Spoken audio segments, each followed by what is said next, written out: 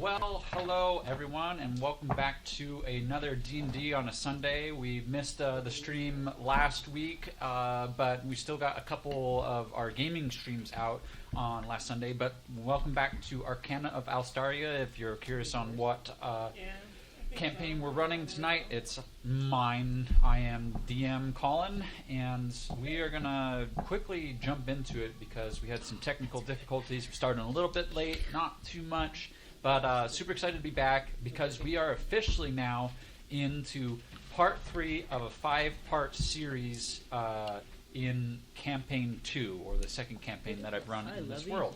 And so the characters just entered into this particular event, and to kind of catch us up, all the swords were found in part 2, and they touched tips because apparently that was a highlight of some comedy last rounds.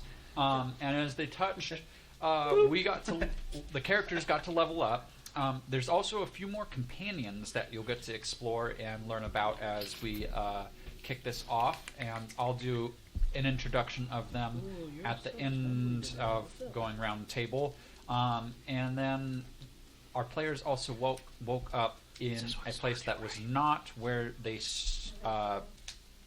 touched tips. Next up, let me transition here. We have a player, Luke, who is also one of the big heads on the screen, and he is remote, but you should be able to hear him. If not, just let us know. And then we're going to start roundtable, and as always, I usually start on my right-hand side and work counterclockwise. John, you'll kick it off. Who do you play, and what does Fizzle remember? All right, so my name is John. I play Fizzle Boom Pop, and I missed last session, so the last thing I remember specifically was we were in the museum solving problems to get to the legendary sword. From what I reviewed on the video, we completed the puzzles, and then we went downstairs. Yes. Found the sword, which y'all will be able to kind of fill in those details a little bit better. And then we all got teleported, kind of groups of 2, I think, to different areas. And Fizzle ended up with Deidre in a library. Not with Deidre. Not with Deidre. With Maleficent. Maleficent. With Melly. Millie! With Millie. If you're gonna call her a nickname, call her the right nickname. Yeah, so Millie and Fizzle are in a library, and that's the last thing that Fizzle remembers. Okay. Yes, that is pretty much on key with where you left off as a character, and good job doing some homework. I also assume you knew to level up to level 11. Yep. Can you tell us what happened at level 11 for you, or do you need to wait a second? So I learned to infuse an object with a spell. That's pretty much what I got at level 11. Nice. Okay. On to our next player. Will you introduce yourself and who you play and what he remembers? My notes are shit. Alright. My name's Philip. I play Ritz. As far as what I can recall, I woke the skeleton dragon and turned into a blue dragon, and it was a dick. Good. Yep. It was our last room that we were able to successfully complete.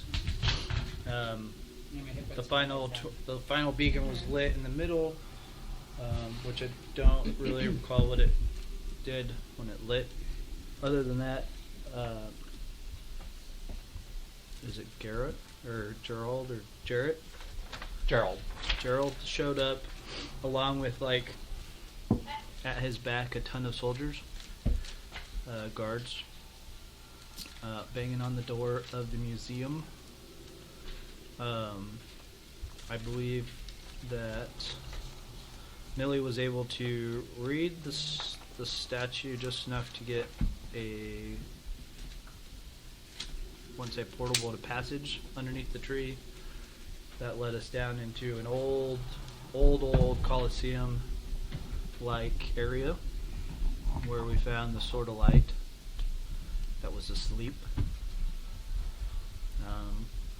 From what I recall, it took a little bit of talking to everybody to see what we could figure out how to awaken said sword, and Ritz had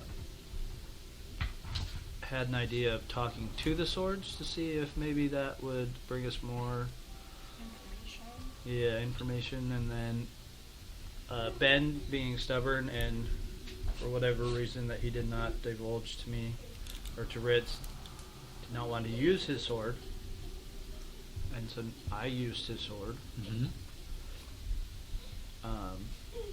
Or spoke to his sword and passed my 2 swords along to Ben and Gerald, and we came up with the tip touching.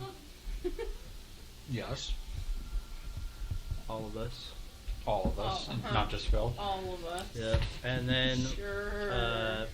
the party blacked out, or what it felt like blacked out. Ritz woke up in what didn't seem like a realm that he's been in before, with a companion cat, a black and white bigger cat, who tells him his name is Lucifer, in which we also found out later that he also will be called Lucien or Devour Worlds, maybe, or Lucy, when I can get away with it. He informed Ritz that they were in the Chaos Realm and that they were heading to see his father. Ritz's father, not the cat's father. And that is all I wrote down.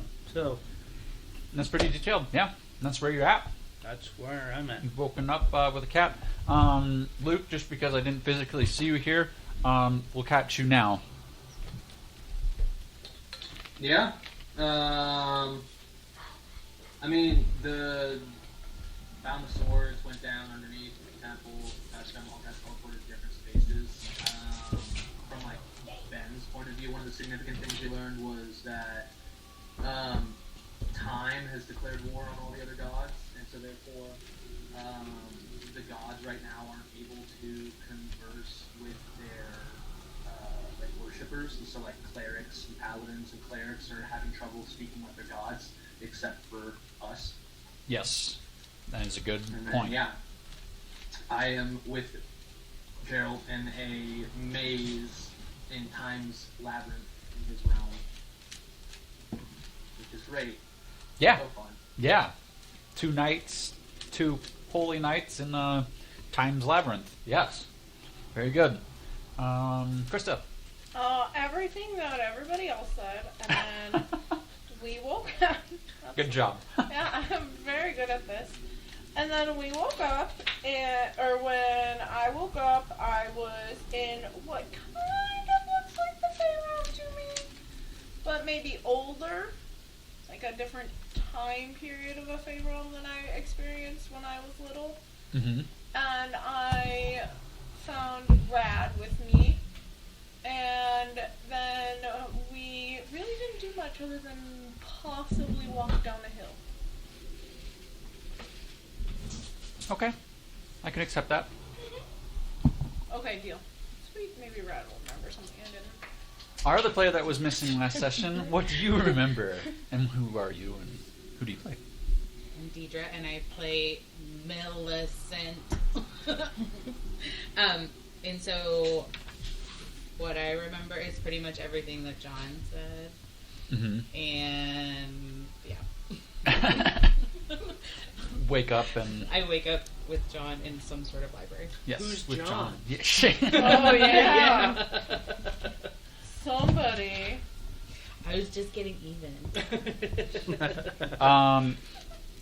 And you level up to level 11. What did you do? Do you I remember? got nothing special. Nothing special. Okay. Nothing special. I even had Krista check just to make sure that I wasn't an idiot. No, I believe in you. True. Kitty. you gotta check. I got 10 hit points, so there you go. There you go. I'm Katie. I play Rad the Mad. And you are quite mad. Yeah. I got really upset in the last one and went and sat by a tree for a while everyone else solved the puzzles. And why was that? Huh? Why was that? Because I almost got everyone killed the time before that. Yeah. No, I almost got myself killed and Ben killed. And yeah. Yeah. And then all the same stuff happened, and I ended up in a field on top of a hill with Darling, and there was, on one side of the hill, I think was like city type stuff. Mhm. We thought we were in the fairy realm, and we decided to start walking down the back side of the hill. Okay. Yeah. And it looked like stuff was dying, I think. Correct. Right? Yes. Yeah, it's getting Indeed. slaughtered. Okay. And then we're gonna turn to some NPCs that have joined the party in the concourse. So Luke mentioned Gerald. This is Gerald. He is a fighter. He is 11th level. His AC is quite high. HP's also quite high. He is of the champion sub-archetype, and he is also human. You can see his stats.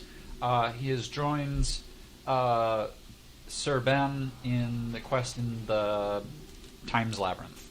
This is who he's traveling with. And ironically enough, I guess, as Luke was pointing out, they could be brothers, but because they have some similarities to each other.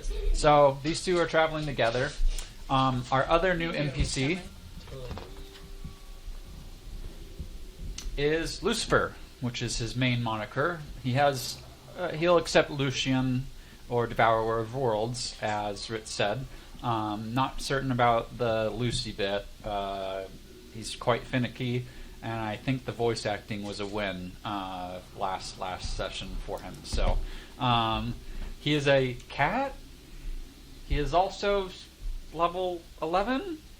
Those are his stats. So have fun with that information. He's yoked.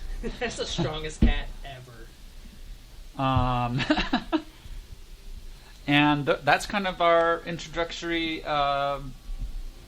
get together, what we got roundtable for the characters. Remembering some key important things to help set the mood a little bit is for our folks in the Fey Realm, and assuming you know who you are.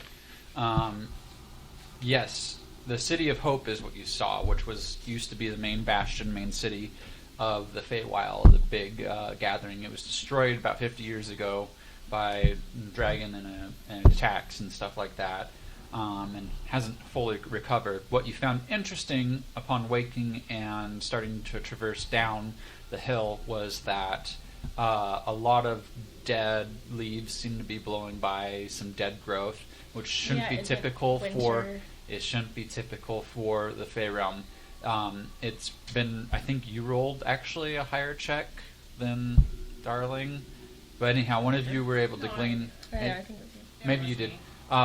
You haven't ever, at least your memories don't tell you that you've ever experienced winter. Can choose when to be in winter. Yeah. So the Fey Realm has two fighting natures, and winter is the nature of war.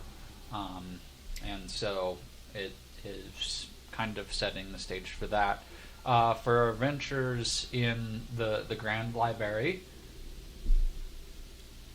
you guys awoke to a very elongated, just rows upon rows upon rows of books. It's extremely dusty. No dust, like there's almost an inch worth of dust. It's thick. Like when you move, it sloughs around like ash. For you guys, the books have, you have to wipe them in order to see what type of book it is in the row that you are. You're at the back of the hallway, so actually behind you is just a wall. Is it you dust can see. or is it ash? It's dust. Dust.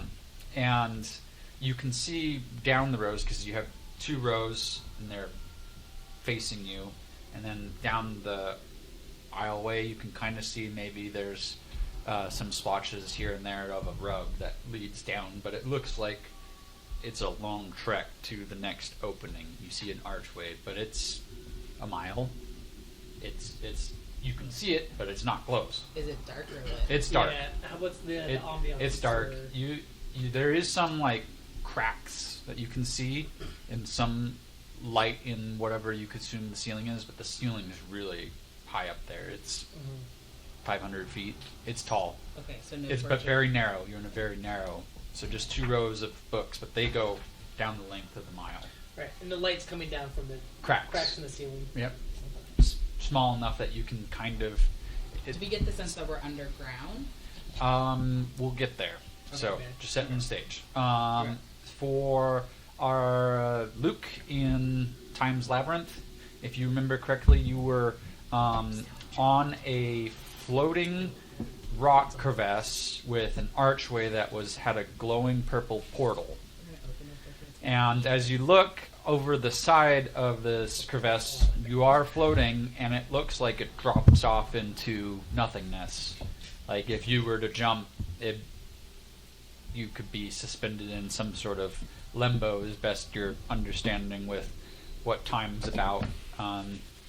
So that's what you're facing. The stone that you're sitting on is fairly old, looks like an old architecture, but it actually looks familiar in some aspects. You remember that while time is not regularly worshipped as an active one of the 4 gods he's kind of forgotten about, he does have a lot of influence in, say, human architecture. So you and Gerald would feel like you're in, let's say, a broken cathedral like a broken section of cathedral that's floating off in space. You can feel a slight movement too, like you feel like you're moving, but nothing looks like it's moving. Does that make sense? Yeah. I think last we left off, me and Gerald were jumping through the portal because we played around with the space a little bit, dropped a rock from it, and we last said that we were leaking through the portal. Yep. So we'll get to that here in a little bit. And then next up is Ritz and Lucifer. You woke up in a very red sun, hot desert. The sky is like almost a little bit dark, but as you look up in the sky, there's 3 different suns. They're all like conflicting, so there's like a red haze to all of your vision here. And you were able to climb a sand dune, and off in the distance you saw a large castle, but in front of it was a stomping, moving army of thousands of, you can't tell. And that's where we're going to go. So, for my players and for the stream, that as you stop in and take a look, if you're hearing this section of it, how this is going to work, because typically you don't split the party, or you try not to split the party, but I am going to be kind of doing this in 10-minute rounds. So, it's going to be a little bit like combat, but with your partner. 10-minute rounds to discover what you want to try and discover, and go from there. I am an NPC player for 2 of you, so you'll just have to work that out and feel that out. We're going to start off with the Fae. Yes. Okay. We were going down the opposite side of the hill, right? Mm-hmm. The backside. And now I'm thinking maybe we should turn towards the city. It just looks like death down here. Mm-hmm. Okay. So we're gonna go back up the hill. And then we're gonna go down the other side towards the city. Be on the alert. The Fae is tricksy. I'm ready. Okay. So you're going to go towards the city of Hope. I'm definitely walking around. Yeah, we both are. You With don't- our own little theme music.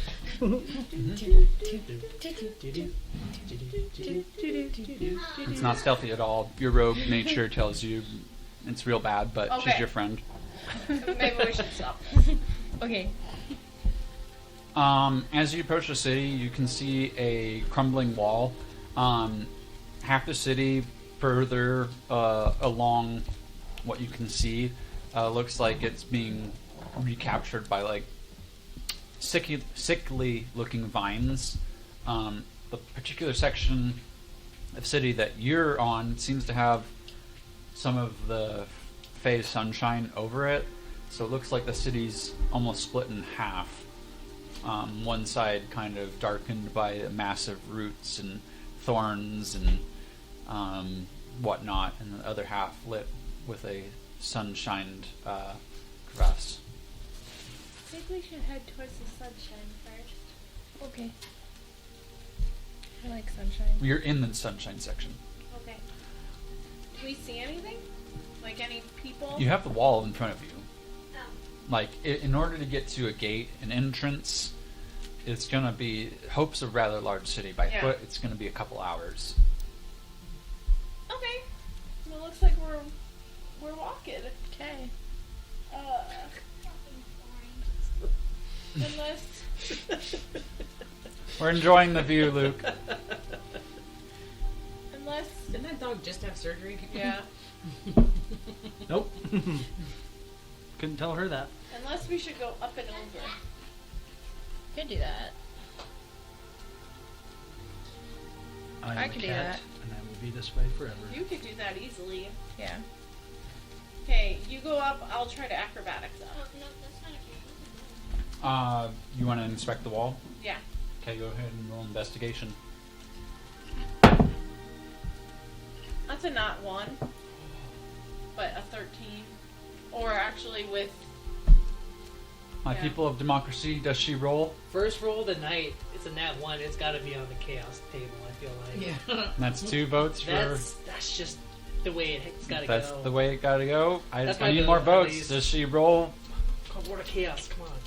Yeah, I vote Come on, son of Chaos. There's 3 votes. Peer pressure. Peer pressure. Roll it. Roll it. Yeah. Okay, there we go. Please roll a D100. This may, depending on what it is, affect you during your next combat. 96. 96. Get this wish spell. I wish I didn't have to roll this again. You feel something weird happen to your, like you feel, you hear a little twing in your crossbow, and I'm going to send you a secret. So during your next combat, this will happen. Like less dice. It's like a D20, but instead of a 1, it's like a 20. But can I still know, because technically I have proficiency and with rogue stuff, Mhm. I'm proficient in investigation, so it would roll as a 10, and then I get to add 12 to that. So it would be a 22. The check itself, yes, but Okay.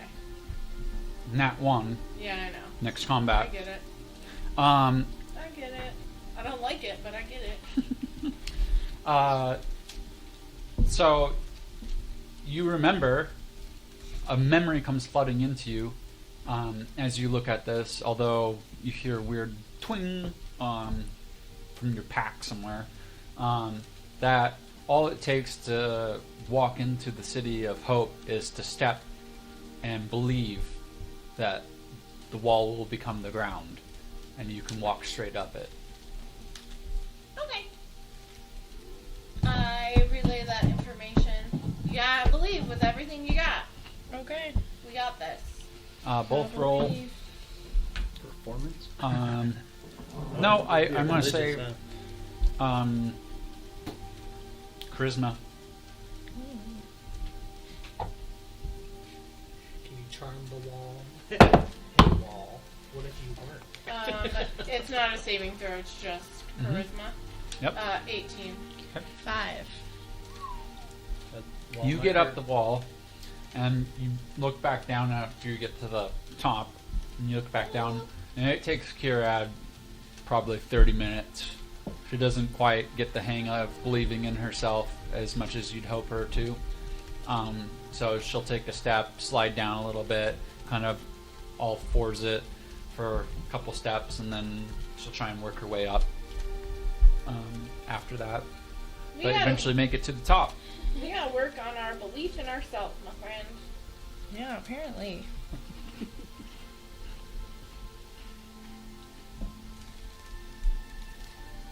Okay, we're gonna go go back down, I guess, on the other side. Do you want to take a look around? Oh yeah, actually I do. Okay. Oh, see, that's what I should have rolled the first time. I also like that they're rolling, and I didn't ask for a roll. She I rolled. thought you I said you figured wanted we to were take a look rolling for around. That sounds something. like a perception check. It Yeah. sounds like one. Yeah. Well, perception or investigation. What's your guys' passive perception? Oh, 22. Ooh. Is that passive?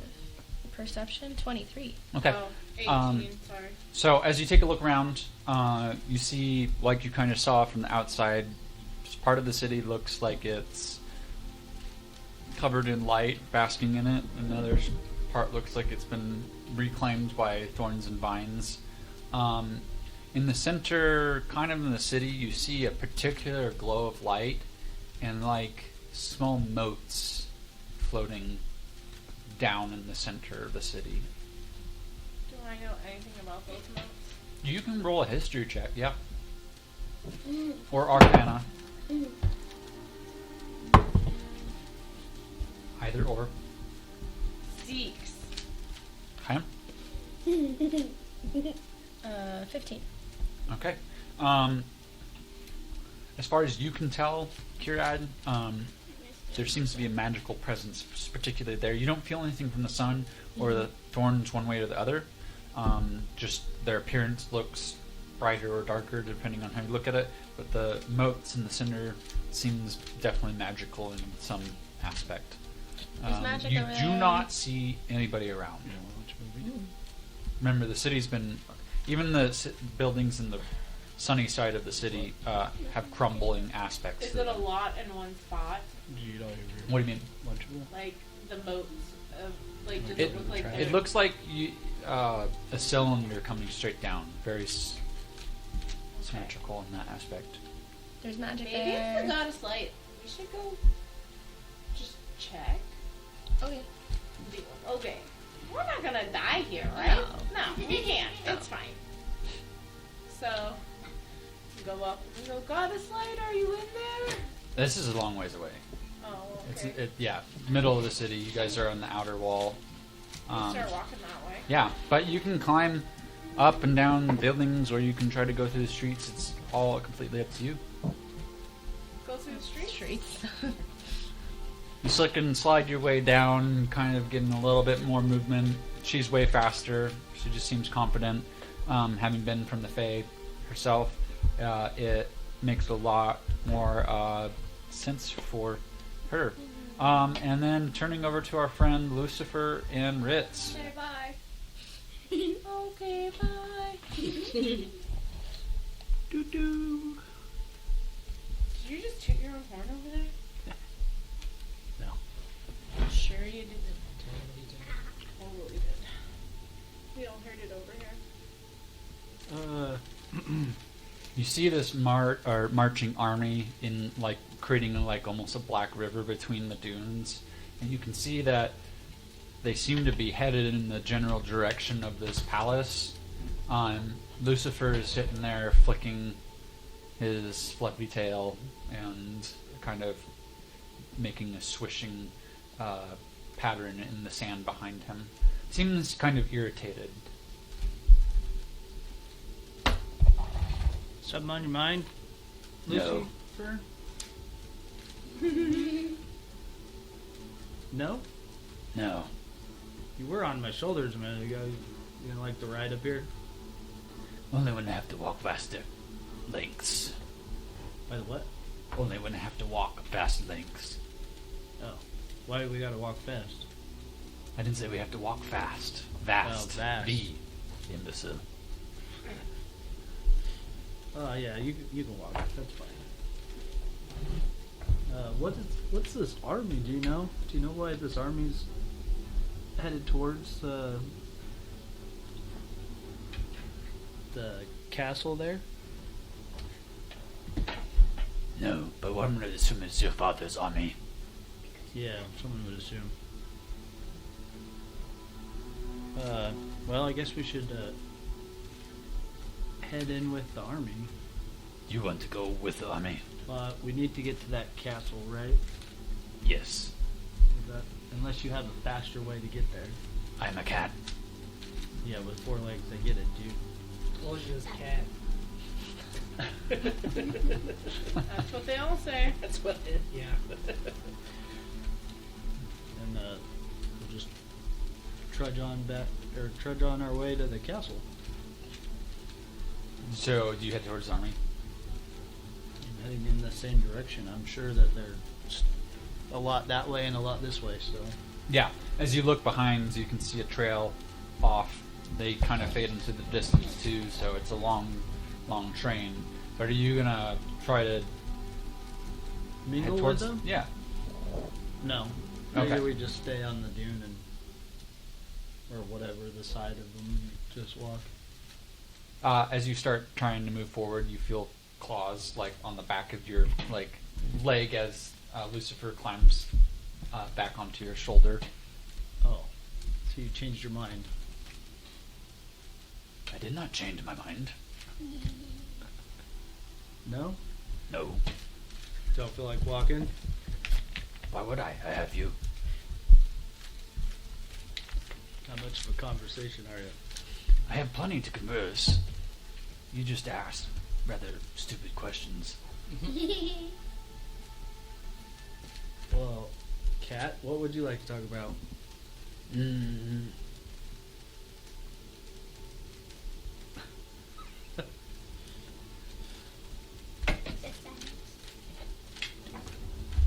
Nothing, huh? He just flicks his tail. You can feel it flick your ear. Just like... Such a cat. Ask him what breed it is. Well, you ask another dumb question. Ask him his pedigree. Ask him if he's a Do you know why I'm here? Other than to see my father? Your father needs all of his warriors. Oh. Great. That, and you could potentially be his host in the real material realm. Yeah. A host in the material realm? Probably Yes. exactly that. A host is in he's gonna take over my body and... Potentially, yes. I'm not, that does not sound right. I just said potentially. Meaning Yeah. there's more than 1% chance that it could happen. Hmm. Depends. Are you weak, Ritz? Depends if the sun's out. Well, hopefully his castle is dark. Yeah, it looks dark.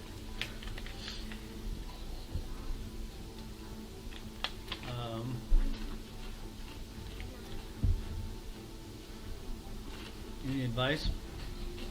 Any advice? Yeah, I'm about to meet somebody I've never met. The Lord of Chaos, yeah. Yes. What's it to you?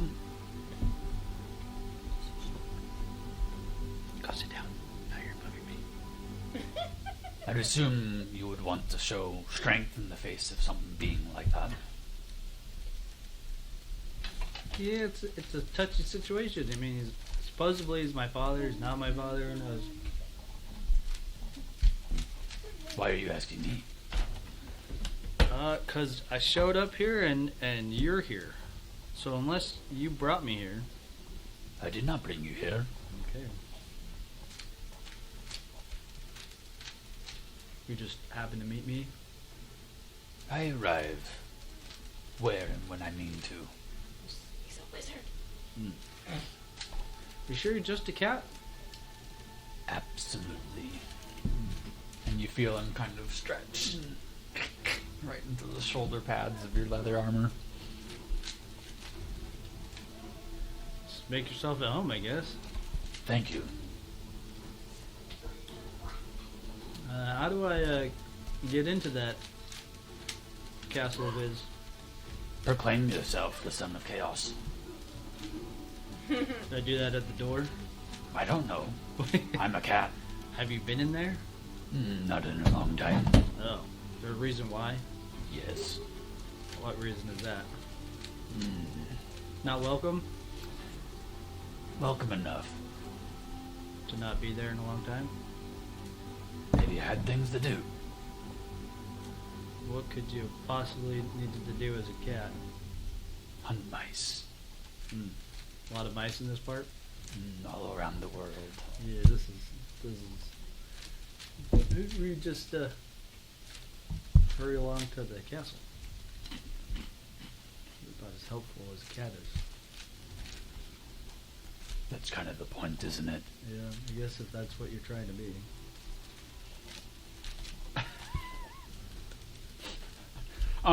The sand dunes take you quite a lot of energy to go up and down, and they're rolling. It's going to take you several days to get to this castle. It's very hot. Lucifer doesn't seem to be inclined to do much other than lay on your shoulders and occasionally flick his tail past your ear. He responds to most conversation, anything that you bring up during this time, but you find eventually a rhythm that nighttime, as best you can see, is when there's only like 2 of the moons out of the 3. It's just a tint redder, and it is just a smidge cooler, but time is very ambiguous here. It doesn't feel like necessarily days or nights as you're used to in the material realm. And we're just making our way with the army as they travel through dunes. Yeah, you keep them to what you consume is your right side, maybe the east section as far as you can tell. Is there anything else that we see?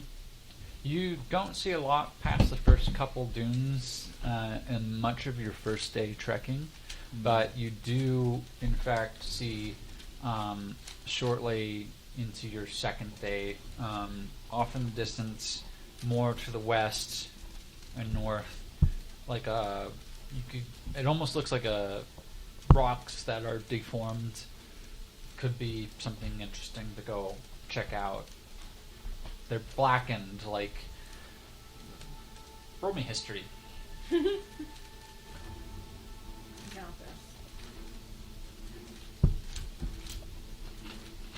Do I? And I said so. You get a bonus on history checks related to certain things. Fey, fiends, and undead. And then I get a grim psychometry? I don't know. Anyway. That tells me a dark path surrounding an object I'm touching or Well, location. that's like an investigation kind That's my history, yeah. of. Okay. So if there's anything, I can touch it and it'll reveal any kind of dark past that it may have gone through, like getting destroyed or I believe.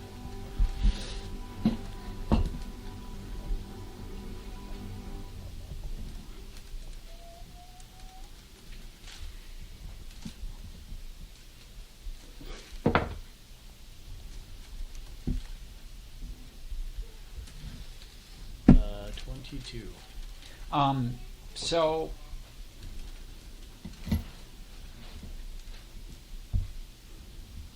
you would recognize that these rock formations look like as if it was a place where lightning struck the sand and created a blackened glass. But there's so much of it, it looks purposeful, almost like a shelter. And this is what I walk up on, or what I can see? It's in the about distance? probably half a day in the distance, more towards the west than just straight north towards your father's castle. Can we veer Yeah, as we're going towards that? you see as you casually start to saunter that way, that Lucifer kind of you can feel his eyes on you when he's looking at you. And he's looking at your face, and he kind of looks off into the blackened settlement, and you hear a small rumble on your shoulders. Yeah. Hungry up there? No, I am pleased. Oh, please, that's good. Now you start veering So the other way. you start. I don't know that Ritz would know quite what purring feels like on his neck, but Well, I that's what had a whole Lucifer- bunch of cats Around you? Yeah, they were all purring. Okay, you heard it. You haven't felt it. Oh. Did you want this to happen? It was a possibility, yes. No, it's a possibility. That's good. Do you know what this place is? It is a settlement of sorts. A settlement of sorts. You will either find danger there or you will find shelter there. And what kind of settlers am I expecting? I doubt you will find anybody there if it is shelter. If there is somebody there, it is danger. Got it. Well, we're still going this way, so... Sounds pleasing. Does any of it look familiar from the last time I visited? You visited a shadow realm. It was a shadow realm. Yeah, it's a pale imitation of the chaos realm. It's So like it's not just a it's different- like the layer in between material and the chaos. Hmm. If you can think of layers. So no. Okay. Yes. Got it. All right, moving on to our next, and it's actually going to be Luke and Gerald. She's Yeah. like, just put this We jumped in portal. Did you hold hands? Touch No. tips for No. sure. Yeah. So as we both jump through, we come out and it looks like another cathedral section, almost similar to the same stonework as ours, but it's got elongated platform. At the other end is another portal, but looking off, the walls on either side of us, left and right, are open, and actually we can see below us and above us now different platforms with glowing, what we could assume portals. So we have one directly ahead of us, probably 50 feet, and then there's two to the left that we could potentially run and jump for, one to the right we could run and jump for, and then we'd have to figure out how to reach the upper ones if that was a potential that we want to. Well, I'm glad we didn't get disintegrated. What do you think happens if we go back to the same portal? Do you think it goes back to the same place or it takes us somewhere else? I think that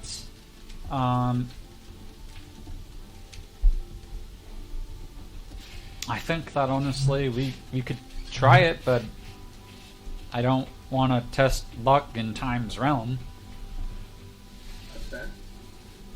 I mean, it's all luck at this point. You've got how many choices? And nothing to distinguish one from the other? Looks like we have 1, 2, 3, 4, like 6 choices before us. I'm gonna choose a portal above, and I'm gonna shoot an Eldritch Blast through it and see if I can see it like come out somewhere else. Okay. Like if I like look into space, if I see an Eldritch Blast emerge from somewhere else. Totally. Roll a hit DC. Yeah. 28. Yeah, you aim immaculately center of the archway. It goes through, and you actually just see an opening, not in the air, and it blasts out, not even from one of the portals that we see. It just kind of keeps skyrocketing across the open sky that we can see, and the open sky's got kind of a purplish hue to it. No, either it doesn't like when I shoot magic through it, or that portal just drops us off in the middle of space. Yeah, well, I'm afraid I'm not very, magically equipped. I can do things with a sword, but... Can I make like an Arcana roll or something to see if that's like just the portal's not liking the fact that a spell is Absolutely. like that's the destination of it? Absolutely. Dirty 20. That's exactly, you hit it. Your intuition was right. It does not like magic passing through it. So... Well, I guess we could try to... Do you want to head back to this one, or do you want to head forward, jump down. Let's test it out. I mean, at this point, it's a luck shot on any of these portals and which way they go. And I think it'd be nice to at least confirm that the portals are two-way, in the fact that it's just a passageway from one section to the other, and not that every time you go to a portal, it sends you to a random place. Absolutely. Yeah, he turns right around and walks right into it. Yep, I follow through. You guys appear on the ledge that you first entered in. It's just, it seems, and it's acting like a doorway, essentially. Well, that confirms that, so I guess we might as well just start testing portals out and turn around and head back through. What you can do is both of us can roll perception. Yeah.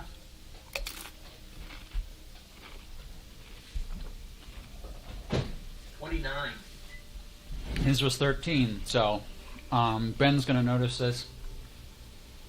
Out of the portals you can see, and when you first walked through this portal the first time, it was slightly pulsating. You can see one of the lower ledges that you could potentially jump to is pulsating as well. Before I step through the portal? The first time, before you stepped through the portal the first time, like when we just jumped through it together, Yeah. it was slightly pulsating. As you come out here, you notice 5 of the portals are not pulsating, 1 is, but it's very faint. Okay. And, I think we should try that one first. I have a feeling that it's probably the direction we're supposed to go. Well, you seem to be hitting the nail on the head with what we should be doing here, I guess. I mean, there's a better direction, might as well go for it. How's your hops? You limber up? Historically, not great. Historically not great. Well, do we want to drop something, see what happens to it? Like, Yeah, I mean, we could throw something through it. I have this second sword I don't really use. I don't know if you have something smaller. I didn't pack much. Well, I mean, we're going to want to be able to see it when it comes up the other side. Like I said, I got this second sword I don't really need. I can. It might be dangerous if it tries to impale us, but Yeah, I mean, just keep a lookout, I guess. Don't toss that one. he very quickly reaches into his bag of holding, pulls out just a standard common sword and throws it off the ledge kind of gently. And you kind of both lean over the edge to kind of look, and you see it, and it doesn't fall quite as fast as what gravity would. You would normally assume gravity would take it, and then suddenly you kind of lose sight of it. So Gerald, and you look around. What's your passive perception? 21. Okay, you're gonna spot it before he does, but actually up above you now, you can see it coming back down about the same distance that he threw it. So you could insinuate that there's a never-ending loop that sends you from top to bottom, or bottom to top. Okay.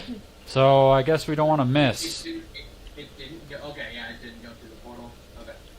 Well, I wasn't No? trying to throw it through a portal. I was just trying to see how gravity worked here. Oh, fair enough. No? I don't know. I mean, I don't have anything else to help me help us get there, but I think it's our best shot. It seems like that one's the correct portal to go for. Well, that's a little physical activity to some knights, and he kind of punches your armor, and he backs up and starts running and jumps with both full jump, dirty 20. for athletics and lands on the platform, kind of skids because it's stone on metal plate, and looks back. Fairly easy jump. Yeah, if you say so. Dirty 20. And I'll kind of lean back, go, there we go, and I'll take a little running step. Okay, go ahead and you land, and instead of skidding forward, it's just kind of like that sudden stop, and it's just like a oof, like you feel it in your knees more than you wanted to. He slaps you on the back, clap, and good job.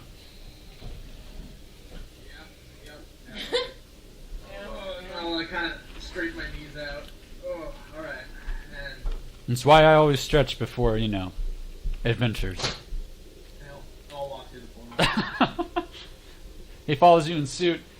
This time, as you step through the portal, the secondary imagery that you get here is, instead of a bunch of platforms, these are all platforms really close, and they're kind of floating up and down from each other, but it looks like almost a full, complete, room that's been expanded, like an explosion happened to it, and it's still in the process of exploding out, but could be traversed across. At the end, there's just a casual door, not a portal, but just a door, and you can't see on the other side of the wall. It's about a 20-foot room.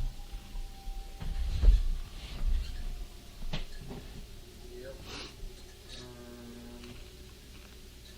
Let's see if I have anything that actually can help me get through, get across. It looks like a lot of hops and jumps there, so Yep. hope the last one limbered you up a little bit. We'll see. And that's going to be 3 athletic rolls, Okay. of which you got a 21, 21, and 17 for Gerald. God. You just see him kind of hop and skip. He doesn't seem to sweat any. He gets to the other side, and he kind of just is waiting to see what you do. They're not that bad jumps. Yeah. Well, I don't have anything that can help me, so yeah, I'm just gonna make the jumps. Okay. You said they're all athletics. All athletics, 3 of them. 6. Okay. Can I get the other 2? 21. Nice. 6. Oh, okay. All right. You're doomed. Historically, I'm not that good at this. No, right. Jumping in traps. The first one, it doesn't look as far as it is, and you kind of land on your knee, like in that half crouch kneeling position. And Gerald kind of looks back after you make the noise on the stone, kind of gives you an inquisitive look, and starts nodding his head. You get up, jump to the next one, land it perfectly, and he's like, okay, maybe I don't have to worry about this guy. The next one, Kick you off a little too soon. yeah. The next one, you totally misjudge, and you actually hit your upper side, or your rib cage, and you're trying to crawl onto the platform. Gerald makes a jump back for 19, and then grabs kind of the chain of your cloak that he knows attached to your armor, helps hoist you up. It happens, bud. It happens. I told you this is not my strong suit. Well, one would assume it would be, but Nope, I'm more of a book knight, a reading knight, than a athletic knight. So oh, you saying you're 5 points. one of the, nerds? a bit. You just you ever play games around a table? Yeah. Yeah? Yeah? Little dice games. I get to pretend like I have a normal life. It's great. Just a normal life. Oh, I sometimes pretend I play games where I pretend I'm a wizard. Have access to magic. That's nice. Yeah, I think it's nice. Yeah, yeah. Oh, anyhow, you want to kick the door down, or you want me to kick it down? You know. Ah, you go for it. Okay. My legs are a little. He rolls a 28, so he just full on Sparta kicks and boof. As he kicks the door open, suction starts to pull you guys in. Please make a strength saving throw. 45. He has +6 on the save, just so you know. Okay. Because he's within 5 feet of me, or 10 feet of me. I got a 26.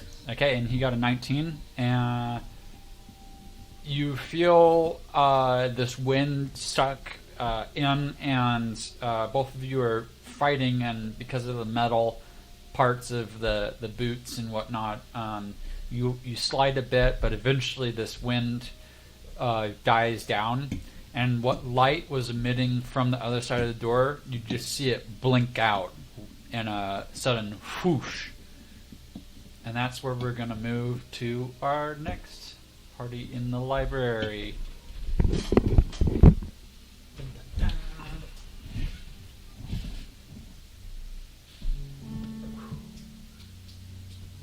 Did you change the music for us? I have been for everybody. Library, yeah. I didn't notice. Seems like an interesting predicament. I would totally take my finger on the shelf and like pull the dust off just to like Yeah. feel it in my fingers. You can totally do that. And And so the wall behind us, is it stone? yes, it is stone. Can I roll to investigate? Absolutely. And then can I do a perception check for just like the books around us on Mhm. either side? Yeah. Or You can investigate. pilfer through books. Librarian's Guild, you can roll advantage. Can I do a history check so I have Yes, advantage? and you have advantage because of the stonework. 24 for investigation. 9 for history. 24 and 9. The stone is unrecognizable to you. What you glean from it is that it is this is not your god that you get your clerical powers from. This is not the realm, but you know enough of religion, history, context, stonework to know that this is elven architecture. Twilight being the god of the elves. So it's a little distasteful. It rubs you a little bit wrong, to be honest. As far as the books, as you check their spines, they all have text in them. They look really important. They're in a language you don't understand. I'm gonna leaf through, like diagrams, like spells. Or There's some magical symbols in some of them. How many are you trying to check? 3. 3? Go ahead and roll just a d20. 2.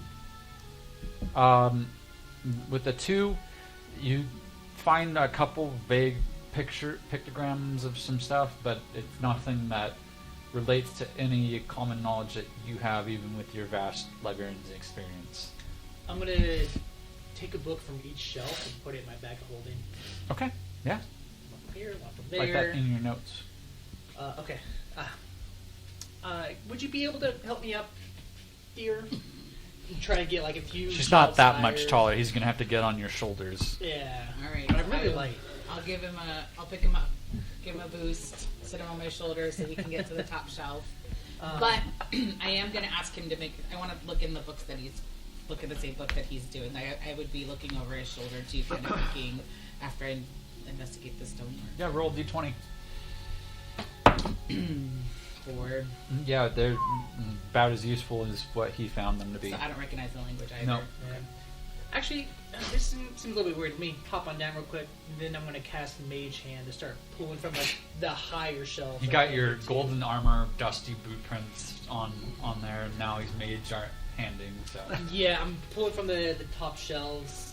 For how many rows are Good there? thing I they're about look 20 feet around. tall, so they go up. How How tall? many rows? 20 feet. It's about 18 rows. 18. Okay, I'm going to get 18 books from one side, 18 books from the other. Okay. It's like 36 books in total. Yeah. Pack them all in your. Yeah. does there seem to be like any letters that seem to be like categorizing them? You can roll investigation for the bookshelves themselves. 16. 19. 16. Okay. Sorry, that's 18. With both of those checks, you do see a symbol on the edge, kind of same as the dusty carpet is. There's a symbol, and from row to row they change, but again, not in the language or numeric value that you understand. Okay. So no recognizable symbol that they start with, like author. No Dewey No Decimal alphabetical. System. Yeah, nothing No. that looks like some Nope. categorical organization. And I'd be asking him the whole time, like, are you recognizing anything here? And you're telling me. You'd be telling me no. None of these ring a bell. None of these quite fancy my noggin right now. They're nothing just coming to. Do you recognize this, recognize. do you recognize this library, this room, anything, this language? Do I? No, this is all new to me. It seems like there's only one path ahead, so I guess we'll just have to mosey forward and try This to. stonework is elven. Elven. We might be deep within enemy territory. I'm gonna pull out my sword of hate and try to communicate to. You don't have it. I don't have my sword of hate. Nope. No. Oh, yeah, none by of the way, you legendary guys don't have your swords. legendary swords. Oh, Really? No. When you check your pack for it, So It is not when there. he checks his, then I would check to see if I have my Sword of Sorrows. it's not there. When the Uh-huh. tips were touched, they all disappeared. Now I officially really don't like Reds. alright. You and your friggin' tip touching. Well, I guess. Do you have your sword? I do not have my sword.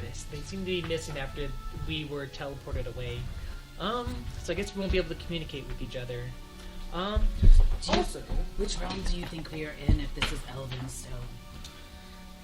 Elvenstone, well, they worship the god of Twilight, so I would assume that would be this may be a library of Twilight.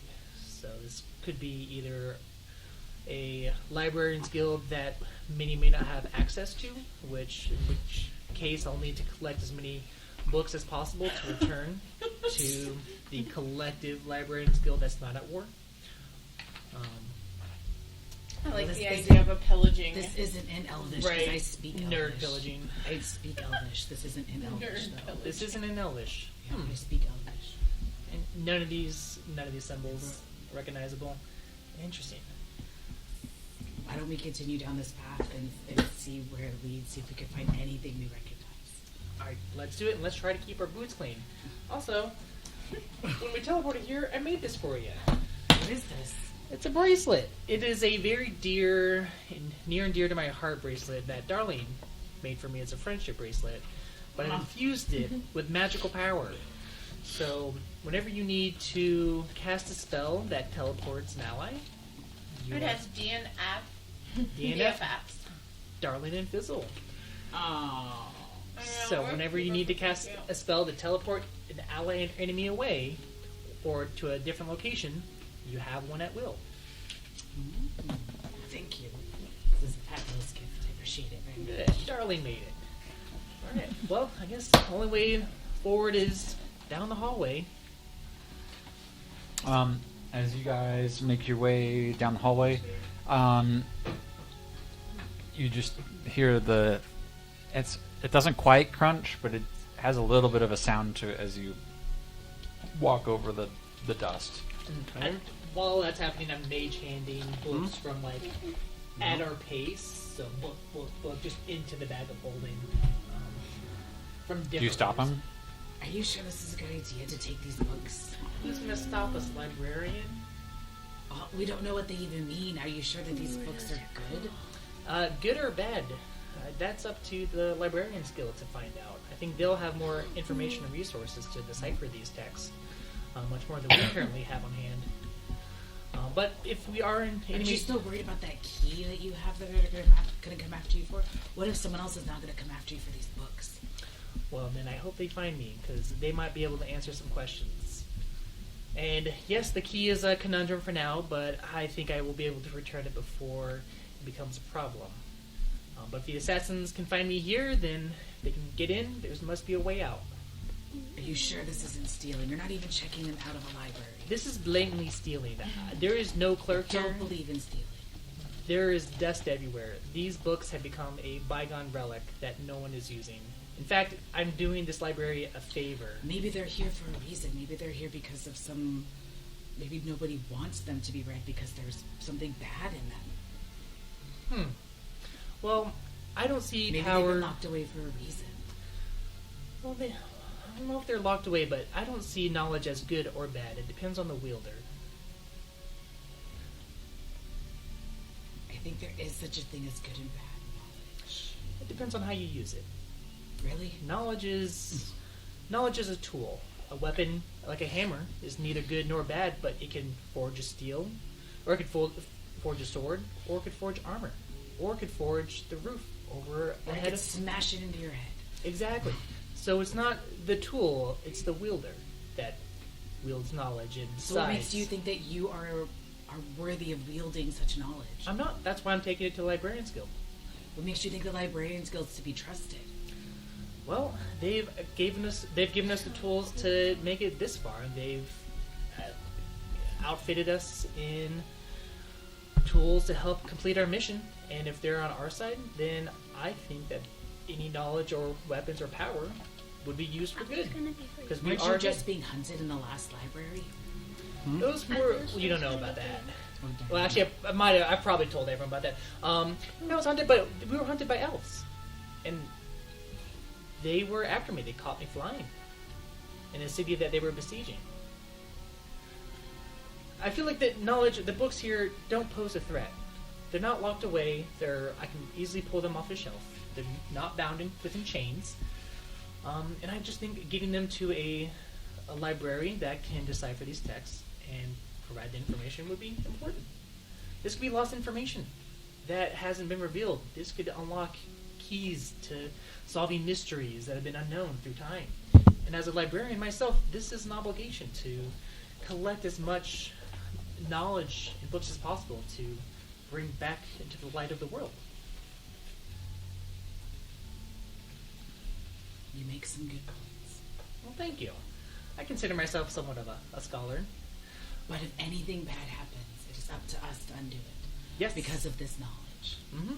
If this knowledge brings upon bad things, then we can get rid of the books. That's no problem. They're pretty flammable.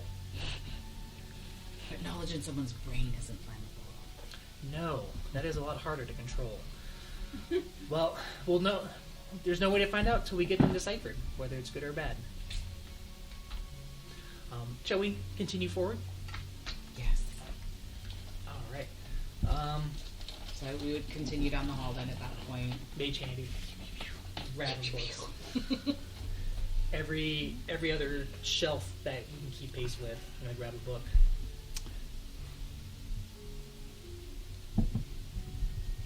Yep. It's about a mile long. It takes a while. Longer than you're pleased with, in fact. Because instead of just walking, it's a walk, stop, walk, stop. What are we stopping for? You're grabbing books, right? No, I said I'm grabbing books at the pace that we walk at. You're not going to be able to grab every row. No, not every row. Just like every other row, or like whatever can Okay. keep us moving at a good pace. While Yeah. just grabbing the occasional. It's still going slower than you want it to. He's moving, but it's not Is his... it getting dustier as he's moving these books, or these books As you look behind, you falling see apart you at see dust kind of moving in the air, like it's been disturbed. But there's no like airflow, or not like in. Okay. No, not that you can particularly see. As you guys get to the ends, there's an archway, and it looks really dark through the archway. There's no door. I want to cast detect magic as a ritual, and I'll have my eyes like the glasses I'm wearing will glow a purple hue Okay. to them. Totally. That's cool. Yeah. As you look, you can see what's the range?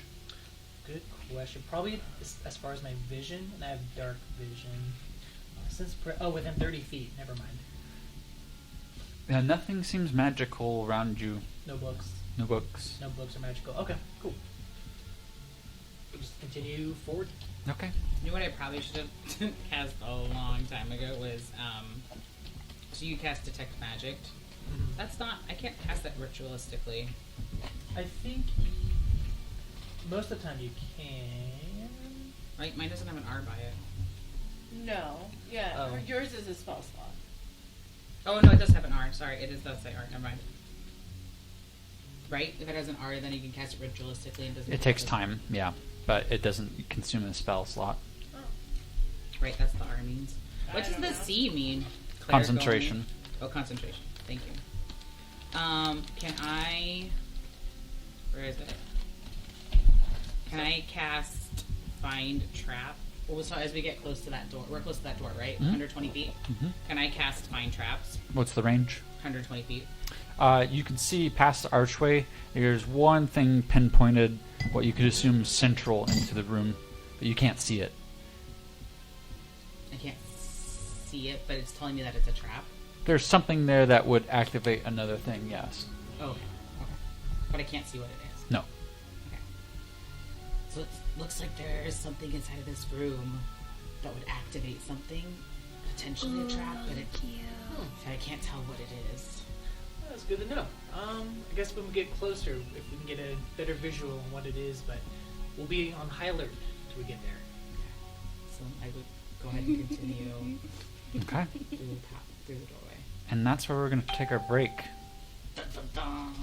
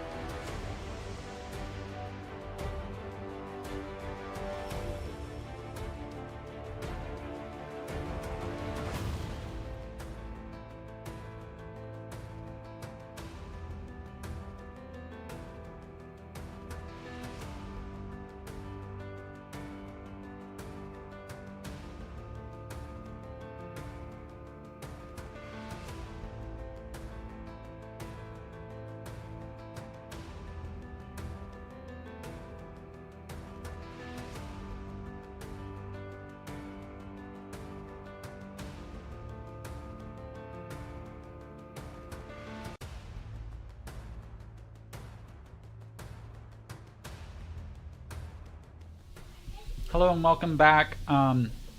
We're back with the Fey Realm.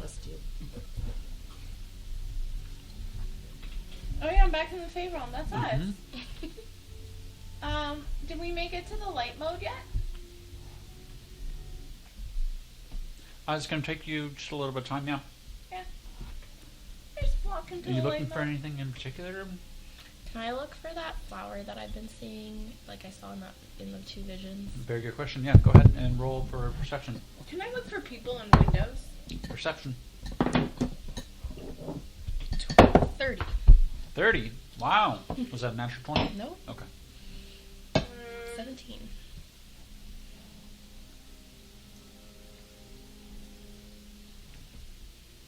I have 12 perception, you said? Mm-hmm.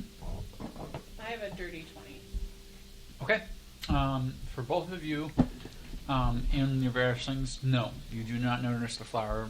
You actually notice quite a lack of flowers. You're kind of disappointed in the Fey Realm because of that. At least in the city that's been destroyed, there's a subsequent lack of flowers.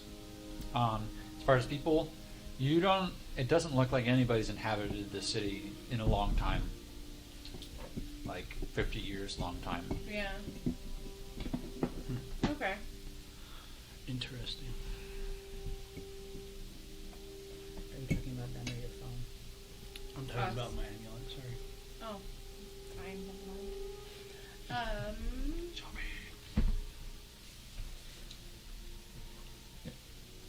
I'm gonna keep walking then. A little less afraid that something's gonna come out of us at any moment. And you guys can still see the motes in the cylinder.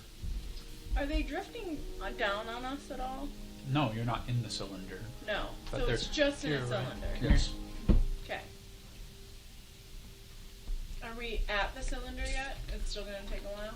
Yeah, I mean, it takes a couple hours, but eventually you open up into a courtyard, and in front of you looks like there used to be a large water fountain that had different fey creatures that produced different spouts of water or Netflix? whatever it be. In front of it is the cylinder, and the motes that you've seen are actually snow, and there's a person standing. Does it look like the goddess light? Actually, it kind of does, yes. Gosh, it's her. She's so pretty in the snow. We should go. I want to say we should go save her, but maybe we should look at the water fountain and then go save her. Oh, Fusion's gone. Okay. Go Okay. look at the water fountain. We're gonna go look around You have the to water pass fountain. to her left or right in order to get. She's in front of the water fountain. Well, can we go stand in Her front of back is to you. her? Her back is to us. Okay. Do we want to split up, or do we want Sure, to go we together can- to one side? Yeah, we could each go to one side. Okay. If you want Willy If I Wonka, lose you gotta you, wait. You gotta you go find to a Ben. different one. Don't worry about me. Okay. If you Okay. can figure out a way to get out of here, you find Ben. Okay. End of discussion, right? Okay. Don't worry about me. Okay. Deal. That's how it's gonna go. Okay. Yeah. If you can't find Ben, you find his wife. Okay. Okay. In the Fey Realm? No, just like if she somehow gets out of here. Okay. So we're each gonna walk on one side of the moat. The person before you seems to shimmer and vibrate, and weirdly enough, she looks at you. Me or her? Both Or of both you. of us. It almost like two forms, kind of. But neither of you notice the other side of the person. You can see her Blink fall, once if you can hear us. Touch her hands in a touch your fist, feet. and you hear a crackling. As her knuckles pop. Her hair is not as yellow or bright as you would have. Remembered. Yes. Yeah. Light speed. Well, she's in the snow. I don't know if she should be there. That doesn't seem like the place for the goddess of light. She's looking at both of you. Hi. Hello? Blink once if you can hear me. We know Sir Blink. Are you ready? As you hear that in your No. head. That's not your voice. Then you shall perish. That's not fair. Please roll initiative. I don't know. I don't think we should have talked to her. Sure, we should have. What the? 14. 19.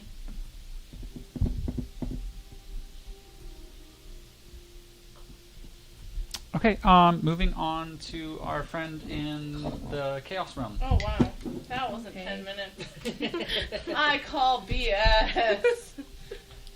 We're gonna die on this hill. No, I'm kidding. Love you. Choose the hill. Timing it next time. Have I made it to this glass formation? Yeah. It is, midday into the day section that you could tell of it. Outside of that, it's... Sorry.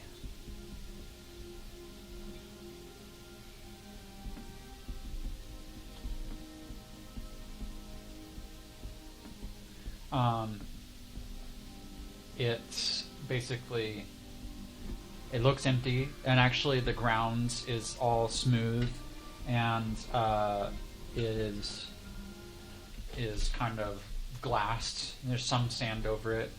You see kind of a cave almost formation, kind of a Archway? cone, yeah, that you could crawl inside. Can I touch the glass? Yeah, you can touch the glass, certainly. Go ahead. What do I feel? It's smooth, and it's actually really cool. Like And it's it's repelling black? the heat. It's black, yeah. It's got a purple hue to it as well. Can I feel the sand or the floor underneath it? The floor underneath what? Underneath, like in the cave. Like I just want to touch the floor. You're going into the cave? Well, I want to touch. I don't want to burn alive like a magnifying glass in the sun. I don't want to turn into an ant. Yeah, as you go in, there's a sudden shift of temperature in the downward. It is cool, almost like the northernly dark thin forest. Cool, nice 50s. And is the sun? You actually notice as you peer into the cave what looks like to be a pool of water.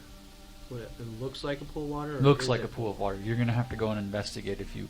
Is there anything around? You got several spill. So basically, it looks like you got the conch that kind of burrows itself into the sand with what looks like a pool of water in it. You're standing on a flat surface of dark purplish hue glass, and around it looks like several spires that look like happened from lightning strikes. Okay. How big? How big would you say it is? It's probably 100 feet from one end of the glass floor to the other end of the glass floor, radial. All right, and then looking out past that, how far away from the castle is it from there? Is it? I mean, when you first started Trek, it looked like it was going to take you a week. You've only traveled a day and a half. It looks a day and a half closer. Okay, so it hasn't got. Hasn't added or lost your Not time. army is going. Yeah, you can that still way. you can still hear the army, and some of the taller figures you can see, like Right. the pikes and stuff. You can see through one of the dune hills, so you haven't lost track of them. But nobody's headed your direction. Okay. Is Lucifer, Lucifer still on me? at this point like jumps off and saunters into the cave, Okay. tail flicking back and forth as he walks, and begins drinking the cool ice water. Okay. Is there a ledge around it? Like, can I stand up inside there? Yeah, it's Okay. it's tall enough for you to stand. You Yeah. approach the water in Lucifer. Yeah. What does it look like? It's a Just- fairly shallow basin. It's not. It looks like it wouldn't even cover your boot if you were to step into it. But it's dark. It's dark, but it is definitely viscous, and Lucifer's drinking it now. Oh well, I don't trust the cat. Okay, well that's perfectly fair.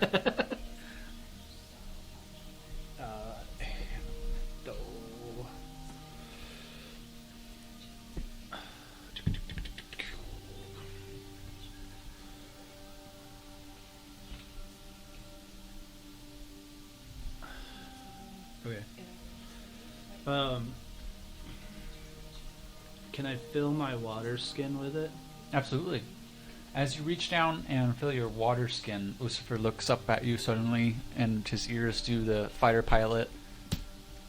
And then he looks at you with red eyes, and you see kind of his claws chink chink into the glass, and goes, "We have company." As you hear a thwomp, and hear some kind of large glass cracking out behind you on me? the flat surface.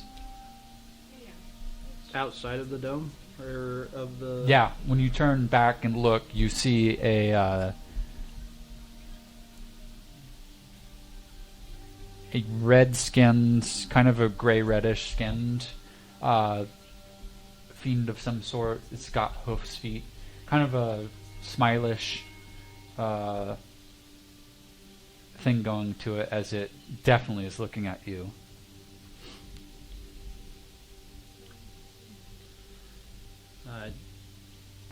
From your reaction and his smile, I can't assume that this is a friendly visit. He is known as a hunter. Oh. A hunter for who? Of skulls. Oh. So not, well, sure he wouldn't be hunting the Lord's son, would he? Some people might be jealous of your stature in this particular realm. That's unfortunate. Jealousy is such an ugly thing. So you say. Is he coming in, or is he... He's waiting? starting to walk forward. Like, if you don't can get out of the walk straight cave... in? Yeah, Okay. if you don't walk out of the cave, you're going to be boxed in. In my pack, I do have a scimitar. Okay? I'd be probably grabbing it. Yeah. Thanks. Thanks for the comment. Alright. And then I am going to get out of the pool of water. Or out of the area of pool of water. As you do, the goat man pulls a weapon, and please roll initiative. We are going to move on to our time labyrinth, folks, after I get those initiatives. Did you get it? Let's see. Yes, I do have it. I'm not sure why it says advantage, but trying to find out why. We're left with a dark room that just tried to suck us in. Well, that was a little bit unnatural. Yeah? Well, I'm curious where we're supposed to go now. Well, I mean, it looks like we can go in, but Yeah? that's some spooky shit, not gonna lie. Well, to be honest, this entire place is pretty unsettling to me. I am normally just a messenger. I mean, I got a sword and I know how to use it, but kind of a bumpkin here, not gonna lie. That's adorable. And I guess we head into the room. After you, sir. Initiative's 26, Colin. As you enter, you see a non-broken room, and the floor is tiled purple with, like, it almost looks transparent, so you can kind of see the aether of the space that you were moving through before. So it's like a kind of almost see-through, but it's got solidity to it. And in it, you also see a small altar, and on it, kneeling and praying, it looks like a monk humanoid. There are no other doors. There are no windows. I'll step in and approach. Good afternoon, good sir. I believe we're lost. We're not supposed to be here. Oh. Guests. It's been a long time since I've had guests. What is your nature here? wish I could explain it, but I was transported here kind of against my will. And I was trying to find out why. And what realm do you call your own, Sergeants? We come from the material plane. Material plane. It has been a long time since I have set foot there. Do you know where you are now? Well, I believe we're in Time's Labyrinth. Which is curious, because neither of us worship Time, or are all too familiar with him, along the fact that Time has most recently declared war on the other gods, and I'm surprised this place seems so empty. Well, as you will see, time is not all that it seems to be. And in fact, much to, well, your friend Knight there, the other blonde one, seems a little dismayed, but I'm afraid that due to the nature of your arrival here, you will have to pass a test. Oh, that's something. Yeah. I figured as much. Well then, What's the test? arm yourselves, knights, and prepare. And he stands up and goes into a fighting stance as he shifts, and dust, as he flexes his muscles, kind of pops off. What do I say? Can I Test of cast a tickles. spell as like a reaction to all Test of the this? testicles? Sure. Test of tickles, yeah.